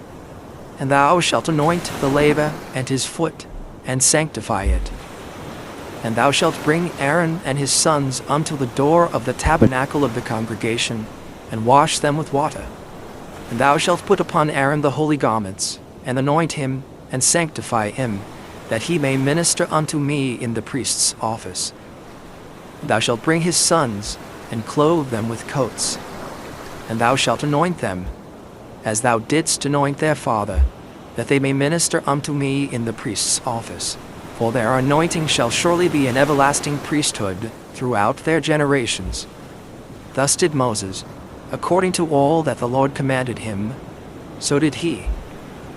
And it came to pass in the first month in the second year, on the first day of the month, that the tabernacle was reared up. And Moses reared up the tabernacle, and fastened his sockets, and set up the boards thereof, and put in the bars thereof, and reared up his pillars. And he spread abroad the tent over the tabernacle, and put the covering of the tent above it, as the Lord commanded Moses. And he took and put the testimony into the ark, and set the staves on the ark, and put the mercy seat above upon the ark. And he brought the ark into the tabernacle, and set up the veil of the covering, and covered the ark of the testimony, as the Lord commanded Moses. And he put the table in the tent of the congregation, upon the side of the tabernacle northward, without the veil. And he set the bread in order upon it before the Lord, as the Lord had commanded Moses. And he put the candlestick in the tent of the congregation, over against the table, on the side of the tabernacle southward. And he lighted the lamps before the Lord, as the Lord commanded Moses. And he put the golden altar in the tent of the congregation before the veil. And he burnt sweet incense thereon, as the Lord commanded Moses. And he set up the hanging at the door of the tabernacle. And he put the altar of burnt offering by the door of the tabernacle of the tent of the congregation, and offered upon it the burnt offering and the meat offering, as the Lord commanded Moses. And he set the laver between the tent of the congregation and the altar, and put water there, to wash withal. And Moses and Aaron and his sons washed their hands and their feet thereat. When they went into the tent of the congregation, and when they came near unto the altar, they washed, as the Lord commanded Moses. And he reared up the court round about the tabernacle and the altar, and set up the hanging of the court gate. So Moses finished the work. Then a cloud covered the tent of the congregation, and the glory of the Lord filled the tabernacle. And Moses was not able to enter into the tent of the congregation, because the cloud abode thereon, and the glory of the Lord filled the tabernacle. And when the cloud was taken up from over the tabernacle, the children of Israel went onward in all their journeys. But if the cloud were not taken up, then they journeyed not till the day that it was taken up. For the cloud of the Lord was upon the tabernacle by day, and fire was on it by night, in the sight of all the house of Israel, throughout all their journeys.